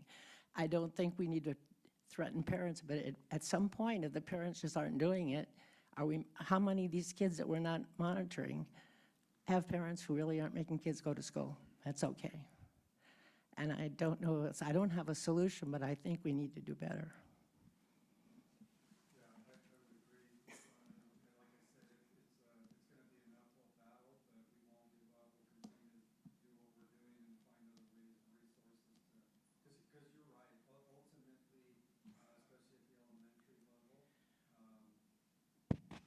At the elementary level, it's not their fault. Most of the students, obviously, it's a mom and dad, or it's a guardian issue, because there might not be a mom and dad in the house. So 100% agree. We will continue to push forward and reach every kid. So I know we don't want to go and threaten the parents, but on the SARB contract, do we know how many kids are on SARB? Now, you said that we have some students that we're still maintaining on a contract. My understanding was once SARB is over at the end of the year, you start over. So that's not happening anymore? Yeah, so a student will remain on SARB until they're making progress. So we review a few times a year every student on SARB, and if they've improved and they show a pattern of positive attendance and they're no longer chronic, then we exit them from SARB. If not, then we're reviewing and we're giving letters and feedback to families of, hey, attendance is improving, they're still chronic, but we see improvement, please continue to send them to school, or we're starting to see tardies, or hey, we're reminding you of your SARB obligation and your SARB contract, because it is a contract, right? It is a piece of paper and it is a conversation, but the reality is, despite that, there are some families that don't send the students to school, right? Or that have so many things going on that are getting in the way of students going to school. The other hard thing is the numbers don't exactly match. So right now there's 263 or whatever it was on a current SARB contract. And when you look at the chronic numbers, when we take a student to SARB, they've already had interventions from the school site, been on a SART contract. There has to be time to see some change. So the 3,300 and some odd kids right now that are chronically absent, they may just not have had enough time. It's only November. We've done 90 students on SARB already. That's twice as many as we did in like 22, 23 in the whole year. So we Good for us for doing that. And so when you look at the numbers, it's also 10% of the days enrolled. So if a kiddo just enrolled and the school enrolled the student and then the student got sick for 3 days, they're chronically absent already. It doesn't mean that they've all been here since the beginning of the year and have missed over 10%. So sometimes the numbers are a little bit deceiving. To answer your question about sort of the teeth, the world has changed, the state has changed, the direction in ed code has changed. To the point of even truancy notices that are required from the state are not allowed to have specific verbiage about citations and things like that. The district attorneys do not take that approach anymore. So it's just a different world. Luckily, that wasn't a huge change for us because we've really always, since I've been in student services for whatever, 12, 14 years, the focus of SARB has been an intervention and mitigating those barriers to try to make those connections with families. In the past, there were, more things in the community and with the police department and the district attorney, but that's a change in the law in California. So the extreme situations are not going to court anymore, is that what you're saying? They will if a district attorney is willing to file on the family. It's extremely rare. It's extremely rare.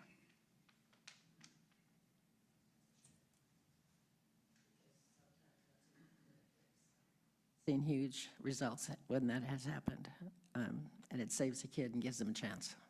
All right, thank you. Thank you, Board Member Thornaheda. Other questions and comments? Please, Board Member Ibarra. Thank you, Dan.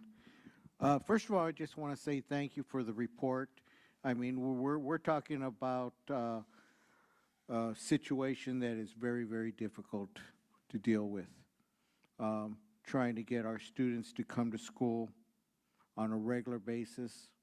And when we have certain students that don't have the encouragement or are not motivated enough to come to school, then, that takes it to a different level. Over the years, I've seen our district try a variety of different type of methods to try to get students to come to school. We've made our schools safe. We have provided them with the needed information. We've brought in nutrition, and we give them lunch. We give them breakfast. Our educators are there for them all the time, daily. I've seen a lot of our schools greet their students as they come in. So we've tried everything as far as getting them to feel comfortable coming to school. One of the things that, though, I've had opportunity to talk with many students over the years I've been in education is the fact that when I ask them how come you never wanted to return to school, a lot of them will say because they've gotten so far behind in their classes, they just don't feel like they're going to be able to catch up. And so that keeps maybe some of the older students from coming to school as the time goes by. I don't think that our elementary school students at that particular point in time understand that fact. But I'll tell you, our middle school and our high school students do. So my question is, we make the efforts to get them to come back. We bring in the parents to the best of our ability, because that's what we're doing.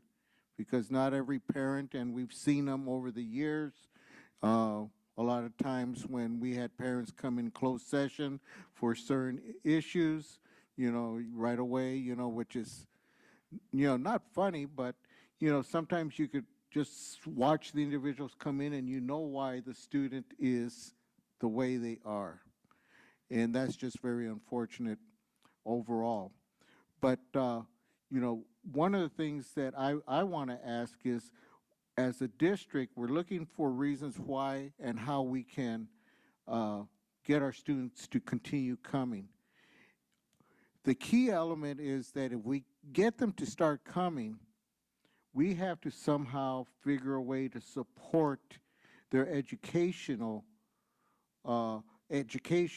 so that they feel comfortable coming back to the point that they're going to be able to compete in each one of their classes, to be able to catch up in each one of the classes. Right away, they're behind. You know, sometimes, you know, I have my thoughts about double blocks. If they don't get in the first block, the second block doesn't really help much, because if they didn't get the first time, they're not going to get the second time. But what can we do? And I'm not asking for an answer, but this is more of a question. What can we do to, when we do get the students to start coming back, to help them catch up with their education? What can we help them with the areas that they're failing in? The reasons why that maybe they cry because they don't want to come to school, because they don't feel that they're able to, compete with the other students that are there. And so they either act out, they withdraw, or they don't come. And a lot of that is things that happen at home. They fight their parents for not coming to school, and sometimes the parents, depending on their individual situation, will give in and say it's easier for you to stay home than for me to go through this. We deal with a lot of young parents also, that don't know how to handle these situations. So I think that, yes, I think that we're in the right track in trying to get our students to come back, where we're looking at the right things to do in order to try to pull them back to our district. I think that, but once we do, what's the plan for us to make sure that they're able to start doing well with their classes, start feeling like they are able to be in school and be able to do the work?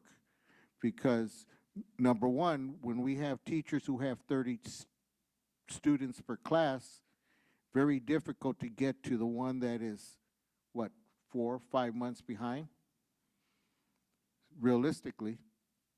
And so I think that that's some of the areas that we need to actually take time to look at, because if we don't address their ability to stay in school and want to stay in school and thrive in school and do well in school, then I think we can, and I'm going to say, we could bring back a percentage, and that percentage will stay. Now, there's going to be the others that, are going to have other difficulties, but that's one of the areas that I think that, and I've heard that from students who, for most of you, you know what I do for a living, so I deal with a lot of individuals who want to start up their life again, and they want to re-engage in their education, and I hear them saying, I wish I could have, but there were circumstances, and I got behind in my education. I didn't feel like I would be accepted going back to school. So there's a lot of issues that young kids go through their minds, because as we well know, a 12-year-old will think like a 12-year-old. If they had hindsight, they would say, hey, maybe I could do more. But a lot of them, once they get behind, they feel behind. And that's not a good spot for anybody. Any of us get behind on something, we don't feel comfortable, let alone a child. So just want to throw that out there. I think that's an element that we need to take a look at. You guys are doing a wonderful job. I've seen what we've done over the last years to try to increase our attendance, and it's shown. We've increased our attendance. But I think that if we're looking for retention, we need to really address those students who come back and try to see what are the extra things that we can do to make them successful and want to stay in school and not get behind, not get further behind, and then they'll leave again. So I just wanted to make that comment and just address that issue. Okay, thank you.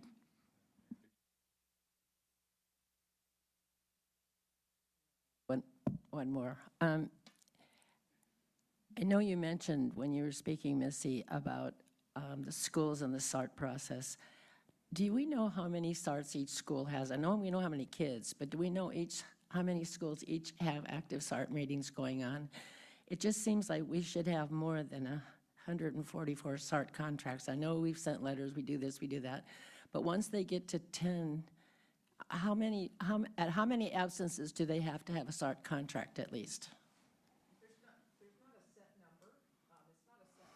Usually, they'll start 5-6% of the enrolled days, and then it's dependent upon the student, right? If we know the student had surgery, right, right, a kiddo that's just not coming or something like that.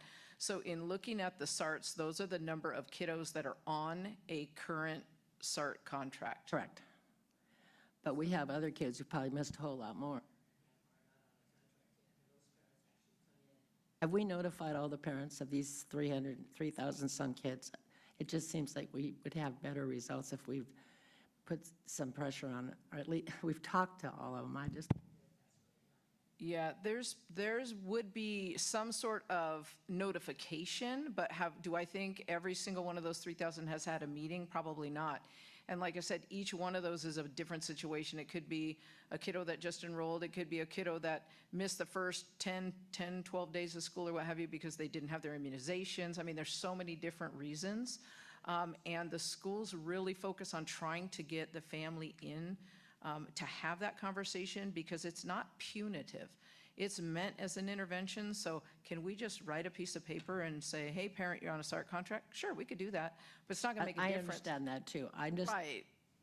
But I don't think every one of those students they haven't been able to have meetings with every single one necessarily. And some may need it, and some may not, so we'll continue to focus on the importance of SART.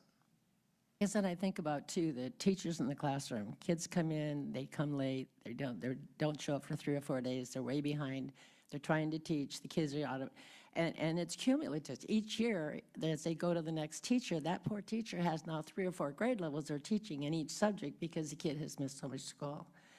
And then we're getting teacher burnout, and that just, I agree with with Frank, we need to do more, and I know you're doing a lot, but we need to figure out a way. We don't have a magic bullet, but we need to do something more to get more of these kids in school before it's too late for them. I mean, it's wonderful what we're doing. We had Washington this morning, kids who didn't find a place in school, but as this attendance issue gets worse and worse and worse with kids, or prolonged with all the kids, we're going to have bigger problems down the road. And we're going to have a lot more kids who aren't being successful. And those kids are going to be homeless kids, adults. And I want to see, I really hope we can come up with something that can make a difference for more kids than just what we're doing. Thank you. Thank you, Board Member Thorian Ojeda. Other questions or comments? I'll just, well, I have a quick question about some of the barriers that you mentioned that we work with when it comes to the parents. And obviously it's unique, every family is different, but I was just curious, are there trends that we're hearing? Are there 1 or 2 or maybe 3 common themes that we're hearing when we're talking with parents that they're struggling with right now as far as getting their kids to school? Most of it, I would say the biggest one is mental health, like anxiety. Even with the mental health in the schools, a lot of the students are receiving those services, but that takes a long time. And so they're still struggling even though they're receiving services. And so that is probably the biggest barrier. I would say that would be followed by parents themselves that are struggling, whether it's working multiple jobs or just frustrated or lost or trying to maintain the household and children and everything together and just struggling. And if they have a student, I think Ms. Thorian hit it, like you mentioned, the student doesn't want to come to school, and sometimes the parent is just frustrated and they're at their wits' end. They don't know what else to do. And so I think those are the 2 biggest ones. We're not hearing a lot of like transportation issues. We're not hearing a lot of things like that. It's mostly the anxiety or depression or just some of what you said, Mr. Ibarra, is true. Students feel like they're getting behind. One thing that we do really focus on in SARB is because it's an intervention, we're looking at what's the best place for this kiddo. Is the comprehensive school the best place? Do they have a better fit at Slover or Washington? Is it a student that needs independent study? Do they need credit recovery? And just trying to look at what's the best fit for that particular kiddo. I wish we could do SARB all day, every day, because the students that come, we do see a lot of growth. But it's the focus and those individual stories. Now, those stories that you hear, especially this year, we held SARB the other day. The student's already chronically absent for the whole year. They're not coming off the numbers, but we can see improvement with that family, and that's really what we focus on as well. So it's hard because the numbers just they're so glaring, but it's the improvement of those individual kiddos and the individual families and linking those people up with services. And it's kind of like the starfish analogy, like I helped that one. We can't help every single one necessarily, just time constraints. But I agree with you. I wish we could do so much more to serve the students and the families. You mentioned mental health and anxiety, or is that in reference to the student or the parent or both? Both. Okay. Both. There's been a lot of case management referrals. There is a benefit in California. The stigma has been reduced around mental health, but the infrastructure is not there. People are waiting months and months and months to try to get into services outside in the community, just simply because of the huge amount of need, and we hear that a lot. Parents that really need help, and Dr. Ortiz mentioned the health navigator. We had a connection with a family who had lost their health insurance, couldn't get it hooked back up, had moved from this county to that county, and it was a hot mess. And so that person actually helped the family get connected so that the parent could get the mental health services that she needed, and then we were helping the student. But that snowballs at home when things are going on with the parents and they're not in the right space. It makes it even harder for them to support their child's education, they're dealing with things themselves. So we see a lot of family need. And I think there's some connection there. I think, Mr. Flores, because the one student that I gave the example of the math class, the anxiety of going to class caused that also. So one problem compounds the other. So it's kind of a combination of things that are going on. So. Well, I appreciate you sharing that, and it's interesting you talk about both the challenge of needing support from a health and mental health standpoint, but also the challenge of getting services. So this is what we do, on a regular basis at Mary's Mercy Center. I have 2 full-time community health workers, and their job is to just get people into services and support with healthcare providers. And you're absolutely right. Transferring from LA Care to IHP can take months. It's actually easier to get somebody enrolled brand new from scratch into managed medical plan here in the county than to try to transfer from another county. And again, I've got 2 full-time people who's dedicated to helping our moms, in the case of the domestic violence shelter, go through that process. And it's onerous at times. The paperwork that's required, the documentation, and if you don't have it, you've got to get it. But it's interesting to note that, because I think then this is good food for thought, whereas, in my experience, for every one person that eventually asks for help, there's 10 more people that need the same thing that don't know how to ask, aren't sure to ask, not sure. So we may need to get more proactive rather than waiting and identifying it through a SART process. Maybe we start looking at some health navigation stuff on the front end. Medi-Cal, I can tell you right now, it's getting complicated. There's obviously changes coming down the road. Parents are scared. Families are scared. They're hearing about people getting kicked off Medi-Cal at some point. That's coming. And maybe we become a platform. While it's not our expertise, but working with IHP, working with Molina, we can, and there's a whole lot of community health navigators. You do the same through your organization, Izzy, that you work with. You almost can't have enough of those resources. So if our schools become places where people can come and get that information, we could hold seminars here in this room to ask questions, English and Spanish, other languages, just to make sure they get support and access early. I think that's going to be the future, because we're going to see more and more people worried about losing access and care. Yeah, I think ultimately, Mr. Flores, you just described community schools, so I think that have the grant will have that, because that is the essence. It needs to be built into our schools. And so again, San Bernardino City Unified, doing lots of innovative things, they're going to have 3 clinics integrated into their schools. 2 are in school sites. I think the 3rd is going to be at their new enrollment center, which is gorgeous, beautiful building. But they've gone to the step of actually having clinics on site. Now, clinics are great, but can you staff it with the specialty care that's needed? So again, we won't get into the details, but you're absolutely right. Ms. Kingston, you talk about, it's one thing to have insurance, it's another to get an appointment with a specialist. And when we try to make that happen for one of our clients and they tell us it's 6 months out, what do? You know, so that's the other problem. Is in the Inland Empire, we don't have enough primary care provider or specialty care providers. So IHP and Melina are working on that, but there's, yes, lots of challenges around the health and mental health. But I appreciate that. I would have thought maybe transportation. I know housing sometimes certainly can be a concern, but to hear that that mental health component is probably the predominant one gives us an opportunity to think about ways that we can intervene. So again, thank you for that. And yeah, please, Israel. And I just agree when you have Antonio's team part of this, and that just makes a big difference when you have someone who has that knowledge of wellness, mental wellness. You know, as Dan was saying about community health workers, I actually just got certified a few months ago as a community health worker. And it is true. To be able to have and bring resources to these families, currently I have 30 cases right now, and I can't say names, but I have 30 cases right now, and I think 5 or 6 of them has to deal with their student not going to school and what resources we can find for that student. So it is something out there that we can work on and maybe bring to the table in our district, and maybe get it to that point where we can help them as we're doing their SART or we're doing their SARBs or whatever it is, you know, give them those resources at that same time. Because a lot of times, like you said, Dr. Ortiz, it could be just an alarm clock, or it could just be the student needing a little more tutoring to be able to come back to school. Thank you. Last thing is just trauma. Trauma is a big issue as well.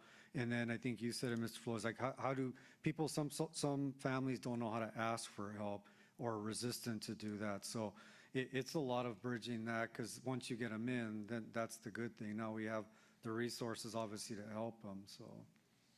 And I appreciate that. And there's one more point I wanted to make, because Board Member Thornhill, I think, touched on this. And I fully believe this is about incentivizing and supporting. But at some point you get to folks who simply just don't want to do it. And so, yes, believe in the carrot, but there has to be the stick. And I'm glad to see that our Deputy District Attorney attends. I was going to ask the question, and you answered it somewhat in terms of what's the disposition of this particular District Attorney's office? Because they have a lot of discretion. They're an elected official just like us. They're accountable to the voters, the taxpayers, and those of us that put them in office. They have a lot of discretion as to whether or not to pursue things based on the evidence in front of them. And it's sounding like at least this iteration of the district attorney, because I know the previous district attorney was much more active, I believe, in doing so. He made an initiative, at least through some of his campaigns. The current district attorney, he's been in office for a number of years now, so we have a pretty good track record. What's the disposition there? Is it really, because if there's no follow through, if there's no, well, what are you really going to do? Because I'd work with those guys too. What are you going to do? Well, you know what? You can talk to the guy with the badge and the gun, and he'll escort you to another location.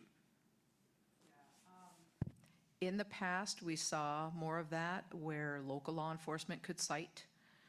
Once the citation had been issued, the district attorney would take the case. We had gone to court before and things like that.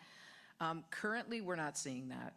It is, even our most egregious cases, law enforcement isn't citing, or if they're citing, when a couple years ago there was a case where we went all the way to court, and then it was just have mediation with the family, where we were exhausted every resource we possibly had, they absolutely would not file.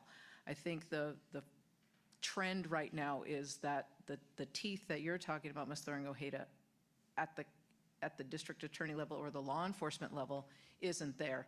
And I agree, like sometimes that's what kind of triggers people. So because we can't control that, that's why our focus has just been in terms of interventions. So let's be clear. So because there's multiple levels of law enforcement. You have our local police and sheriff's departments that do have the authority to cite. That hasn't changed. I mean, the law hasn't changed, correct? They can still cite. They can cite under Ed Code for very specific reasons after X amount of time in interventions when the SARB contract isn't being followed. So they can do that. The trend right now really is not in the punitive mindset. It's really We're not seeing that, just to be honest. And that's a conversation then that we would have to have with, because again, that's a policy decision made with our police chiefs in concert perhaps with the city. And we have good relationships with our chiefs and with the sheriff's department. So that would be something I'd be interested in talking to them about. But then there's the other level, like you said, they could cite all day, but if the district attorney's office isn't going to take it anywhere, then it stops there. And again, I think that's, I've seen what you just described. This particular district attorney really hasn't done much in terms of enforcing, truancy and this issue. I would like to see more of that, but the only way that happens is school districts start talking about it together and make it known to the district attorney that we really need your support to back us up. Again, we're not trying to criminalize this and be unfair. I'm the last guy to want to criminalize poverty. I'll be honest with you. I fight for the impoverished every day. But there are instances where we have just folks who are being hard-headed and refuse to follow through, and think, well, what are you going to do? That's when we need their support. So we'll have to discuss maybe as a board ways that we could work with other school districts that are equally frustrated in wanting to see some more action from our district attorney's office. So appreciate that. Okay. All right. Thank you. Any other questions, comments? This is a really good conversation. Yeah, please, Board Member Thorian. I just want to thank you very much for doing this, because I've wanted this for a long time, and I just haven't said anything out. But it really is something important to me in my heart, and to see kids who are smart, who had a chance, who just don't get there for whatever reason. And sometimes it's because they're the only ones that really want it in their family. And I want to see kids coming to school. Teachers to be happy about what they have to teach every day and can get to every subject, because we're not having to always try to get other kids that are so far behind and then don't have the behaviors that they have, because kids aren't frustrated. So thank you so much. I do appreciate it. Welcome, Ms. Thorne. We won't give up. We're going to continue. We'll talk as a team to see what new ways we can do. So thank you. Thank you. Appreciate that. It's a tough job, and you guys do an excellent job of it. We appreciate it. Do we have another? All right. Well, thank you. That concludes our presentations for this evening, and that takes us to our action session action items. So today we have items 5.1 through 5.36. Are there any items that board members wish to pull for separate consideration? Yes, 5.13. Okay, 5.13. Any other items? All right, hearing none. So what we'll do at this time is I will ask for a motion to approve items 5.1 through 5.36 with the exception of 5.13. Is there a motion? I'll second. Okay. I have a motion by Board Member Haro and a second by Board Member Fuentes. Any other comments or questions? Hearing none, all those in favor say aye. Aye. Aye. Any opposed? Any abstentions? Hearing none, it is so ordered. And that takes us to item 5.13, approval of MOU with Cal State University San Bernardino for direct admission partnership. So, is there a motion? We'll start with the motion. I'll make the motion. Absolutely. All right, we have a motion by Board Member Bertha Flores, second by Board Member Fuentes, and comments. Board Member I Flores. just wanted to congratulate staff for bringing this to our approval, for board approval. And this is a partnership with Cal State University San Bernardino and our district for our students to have be proactively admitted into Cal State San Bernardino.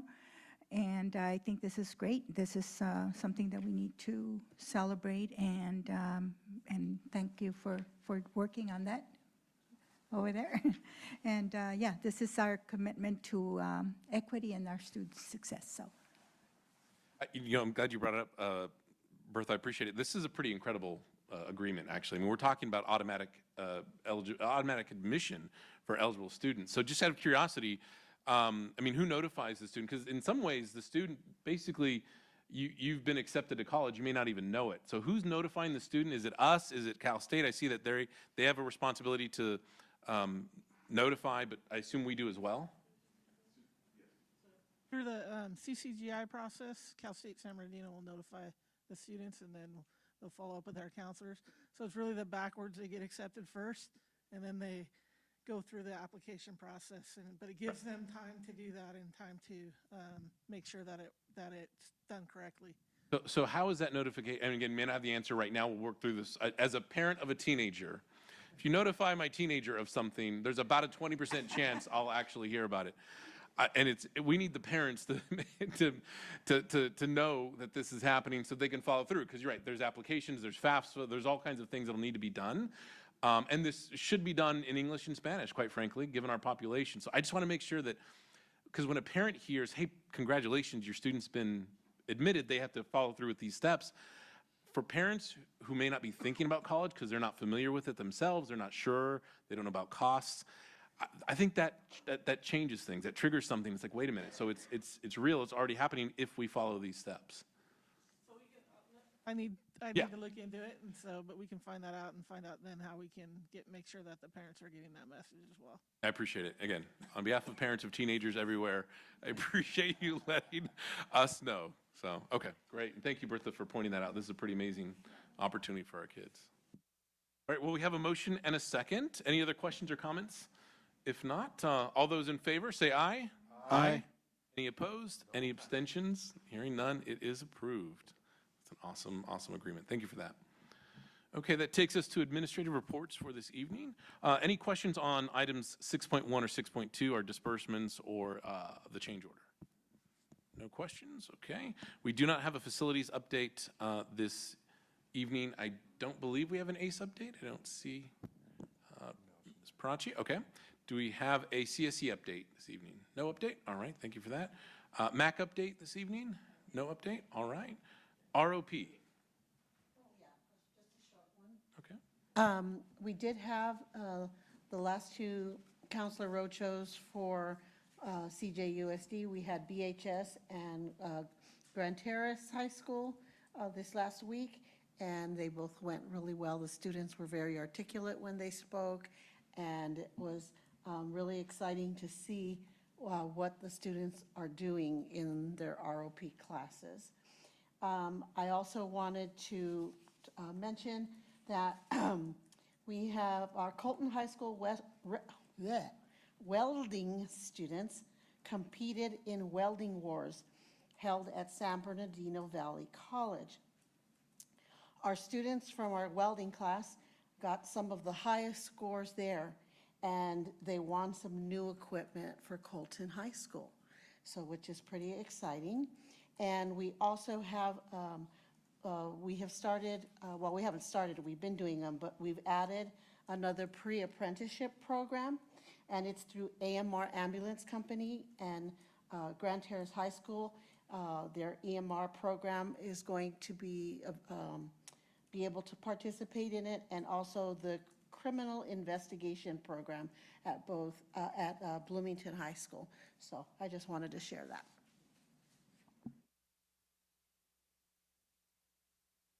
Excellent. Awesome. Thank you for that. Okay, this takes us to Superintendent's communique. So I'll turn it over to Dr. Dade. I'm going to channel your inner Frank Miranda. Try my best. All right. So thank you, Board President Flores. This evening, we have a lot of things to celebrate. I'd like to first start with our bus grant that we received recently. South Coast AQMD gave us 26 electric buses. So that equates to approximately $5.8 million. Yes.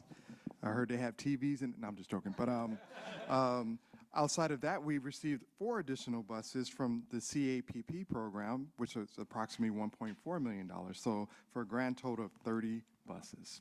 So that's awesome. I'd like to say thank you to our Director Coahu and her staff. Just to give you a little bit more data points, out of 34 districts between LA, Orange, Riverside, and San Bernardino County, we received the second largest award. So LAUSD got the largest award, but that typically happens, they're bigger. And so next, I'd like to go ahead and highlight our Bloomington High School ribbon cutting ceremony we had the other evening. Thank you to all the family members that came out and all the staff. We really took that opportunity to showcase the newly renovated varsity baseball and softball fields. That equated to approximately $5 million renovation project, and so we're so excited for our Bruin athletes. It included upgrades to the field lighting, which is now LED, a fully renovated varsity softball field. We added synthetic turf to the fencing improvements on the varsity baseball field. If you haven't had a chance to get out there and see that, ultimately it is now a collegiate level type of field. And so happy for the Bloomington community. We did get some help and funding in regards to the American Rescue Plan. That pretty much brought us about $1.8 million. We want to give a great and a big thank you to our 5th District Supervisor, Joe Baca Jr., who was very instrumental in this process. So between the $1.8 million and about $500,000, when you add that together, that's $2.3 million that Supervisor Joe Baca was able to help us with. So thank you so much. I'd be remiss if I didn't mention and give a shout out to Director Owen Chang and his team for facilitating the process. Yes.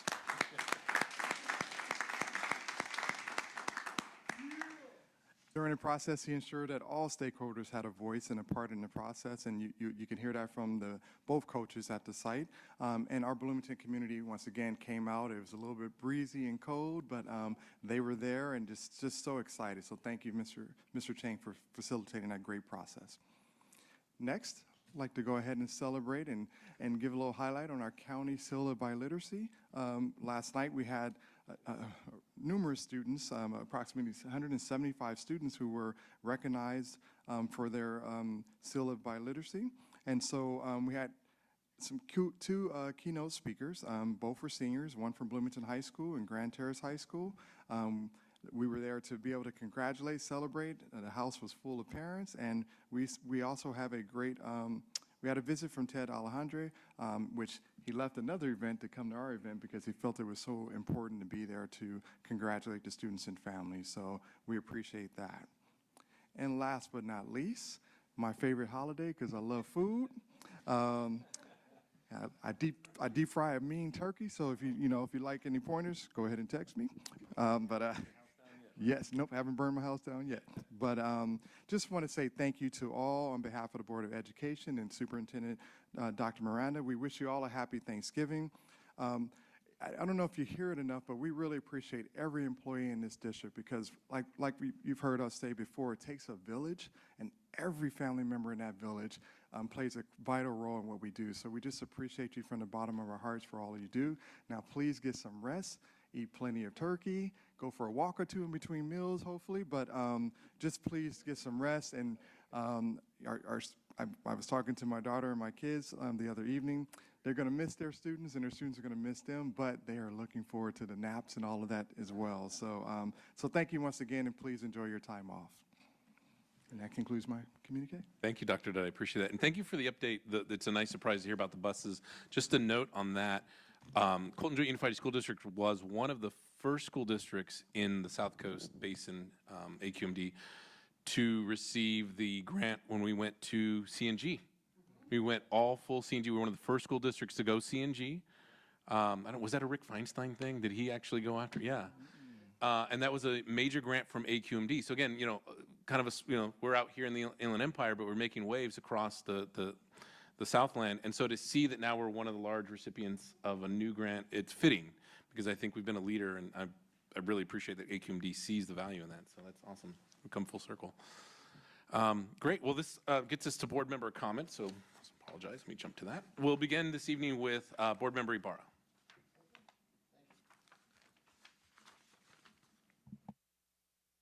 Well, I think I'll take Dr. Diday's advice on taking those 2 walks. I'm going to try to avoid gaining those holiday 5 pounds that they say you catch every time holidays come around. But with that, I just want to say to everybody here and those that are listening and those who are not, just wish everybody a wonderful week off because it's well deserved. I know that everyone in our district works real hard in every capacity that they work in and do a wonderful job. I've mentioned this many times. I would put our staff up against any staff in any district anywhere in California. So, we have some wonderful people that do a lot of wonderful work. So just want to take this opportunity to wish everyone a happy Thanksgiving. Enjoy whatever you do. I had a chance to talk to my staff at work and you know, it's interesting because a lot of people celebrate Thanksgiving a lot of different ways. I even had one intern from Cal State San Bernardino tell me that, you know, they're gonna barbecue ribs for Thanksgiving. I go, okay, that's the first. I haven't heard barbecue ribs. You know, I have my ham, I have the turkey. You know, basically that's kind of what we do. You're gonna get an opportunity to make some tamales this weekend. Get together with some relatives and do that. So I don't know if any of you have ever tried the mole tamales, and they're really good, really good. So I think we're going to try our hand in making some of those as well. So just want to take this opportunity to wish everyone wonderful time off. Enjoy, sleep in. Don't forget, you know, the Christmas parades that come up. And of course, everybody's favorite, the Winchester Dog Show. So with that, just want to say thank you for being here. And football, oh yeah, go SC. Nice, right on. Thank you, Board Member Ibarra. Board Member Haro. I have just a couple of things I want to share. Before the ribbon cutting yesterday, I stopped by Ruth Harris Middle School. Ms. Gaetan did it's that time of year, the first science fair. And so I had to stop by there and visit and see what the kids were doing. And it was great to see science fair back at Ruth O'Harris. So yeah, and I told her she did a great job. And you brought up the ribbon cutting, and I just want to say thank you to everyone here who had a part in putting that together.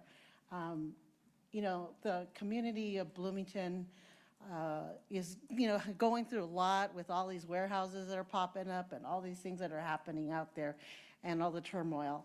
And the community really needed something to celebrate. And our staff here, Owen, your team, when putting it together as far as the actual construction and all the things that were involved, and then Bloomington High School for getting everything ready, along with our staff for the ribbon cutting. It was a wonderful event, not just for our students, but for the community.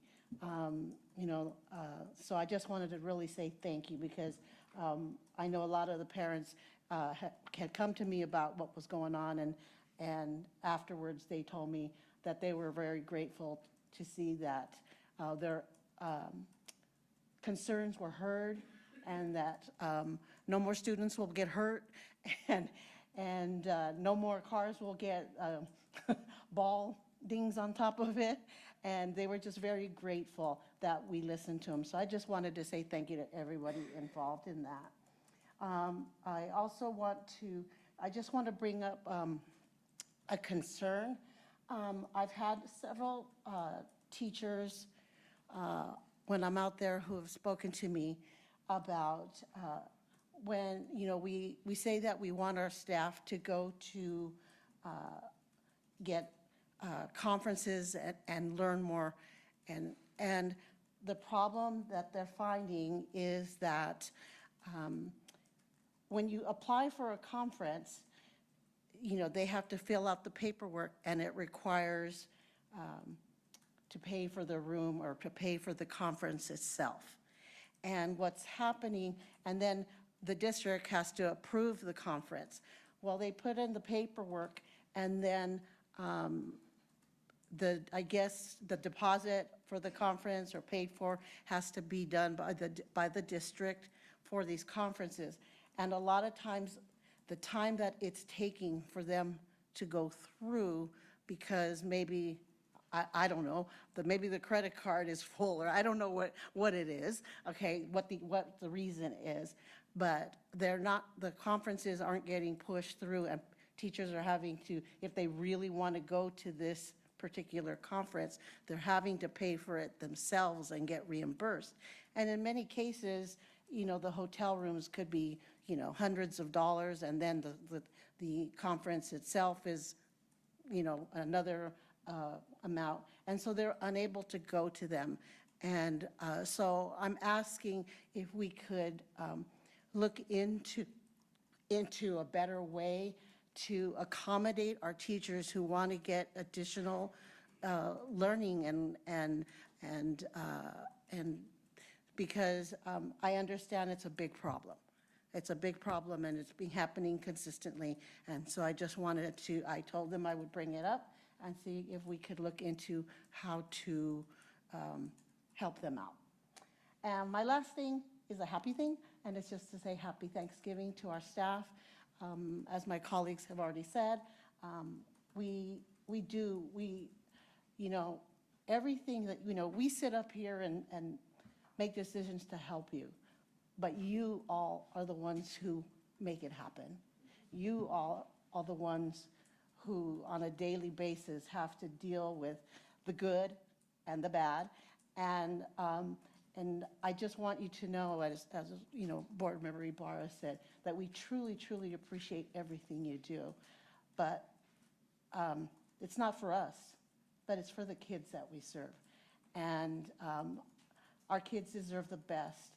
And we believe here up on this dais that the people we have working in Colton, you are the best, or you wouldn't be here, because we, you know, we strive to have the best in this district. And I truly believe that each one of the people we have working here is the best.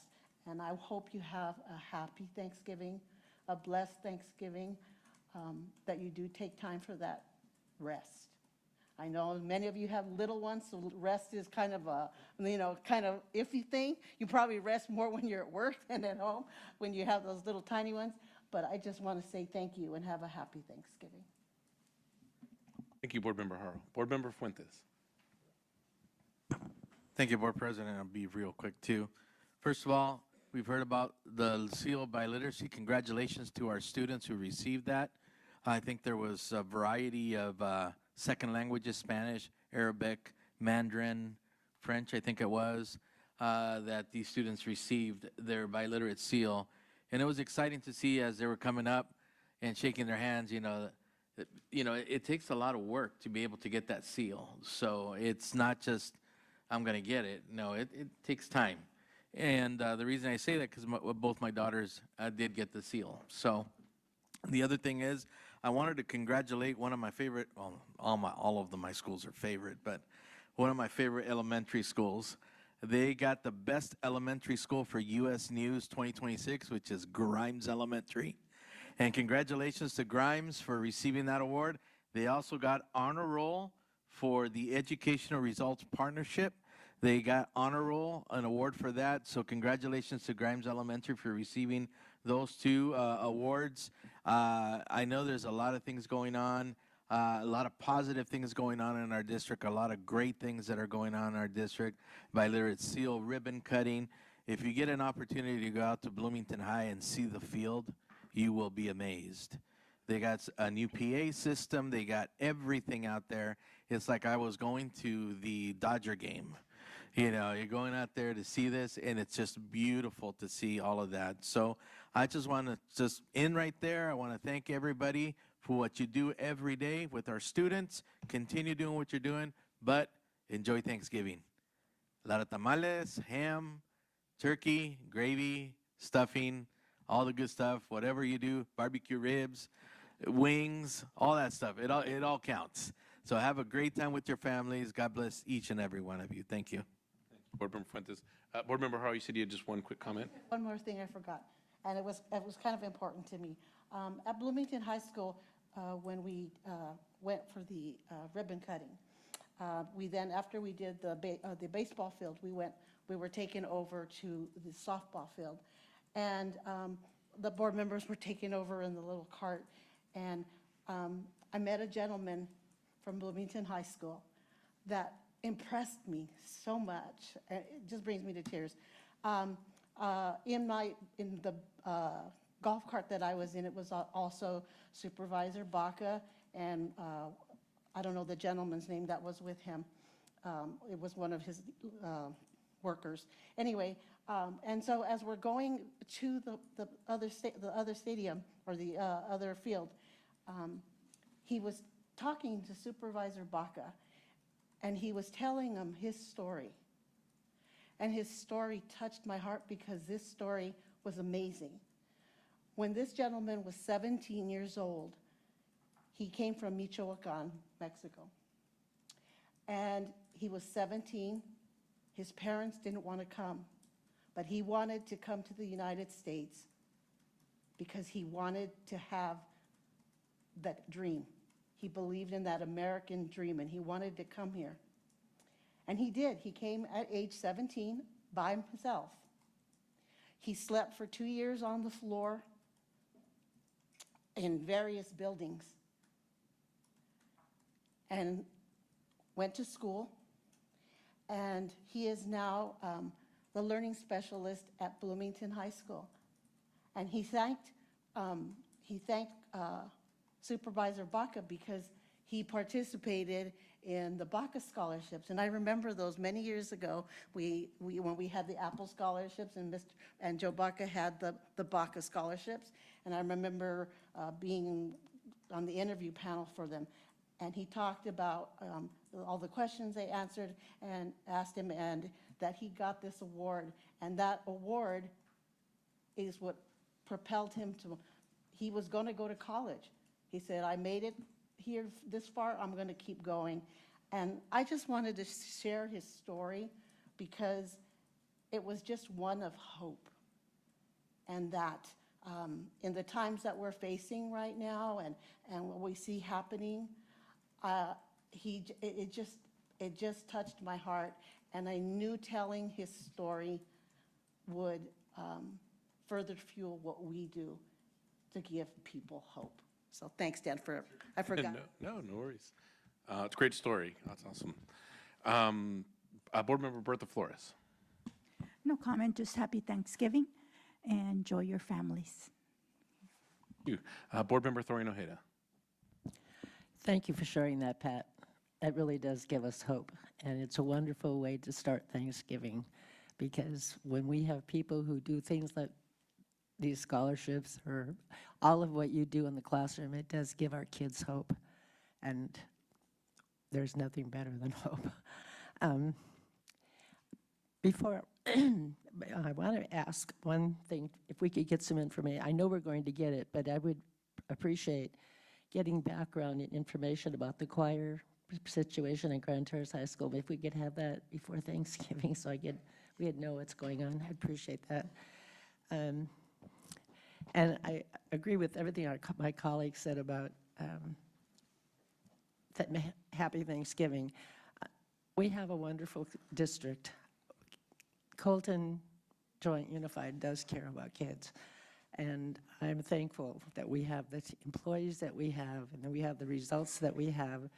Kids know that we care. And I know you do each and every day so many things to make our families and our community a better place, and I thank you for that. So I too want to wish you a happy Thanksgiving, enjoy your families, and come back rested, because only a couple weeks of Christmas and then you have another break. But don't forget, you got a couple weeks to come back to. So thank you very much. That Board Member Thorian Ojeda. And I just want to wish everybody a happy Thanksgiving. Enjoy the time off, get rested, eat lots, but in addition to enjoying all those wonderful meals, know that there are lots of folks out there that may not be so blessed. So if you would be so kind as to consider whether it's donating your time or donating food to a local food bank organization, I can tell you firsthand those meals go a long way in helping families that truly need it. So there are lots of good organizations out there, from Feeding America to some of the local food pantries. So if you'd consider that, I would appreciate it. With that, we'll go ahead and adjourn into closed session.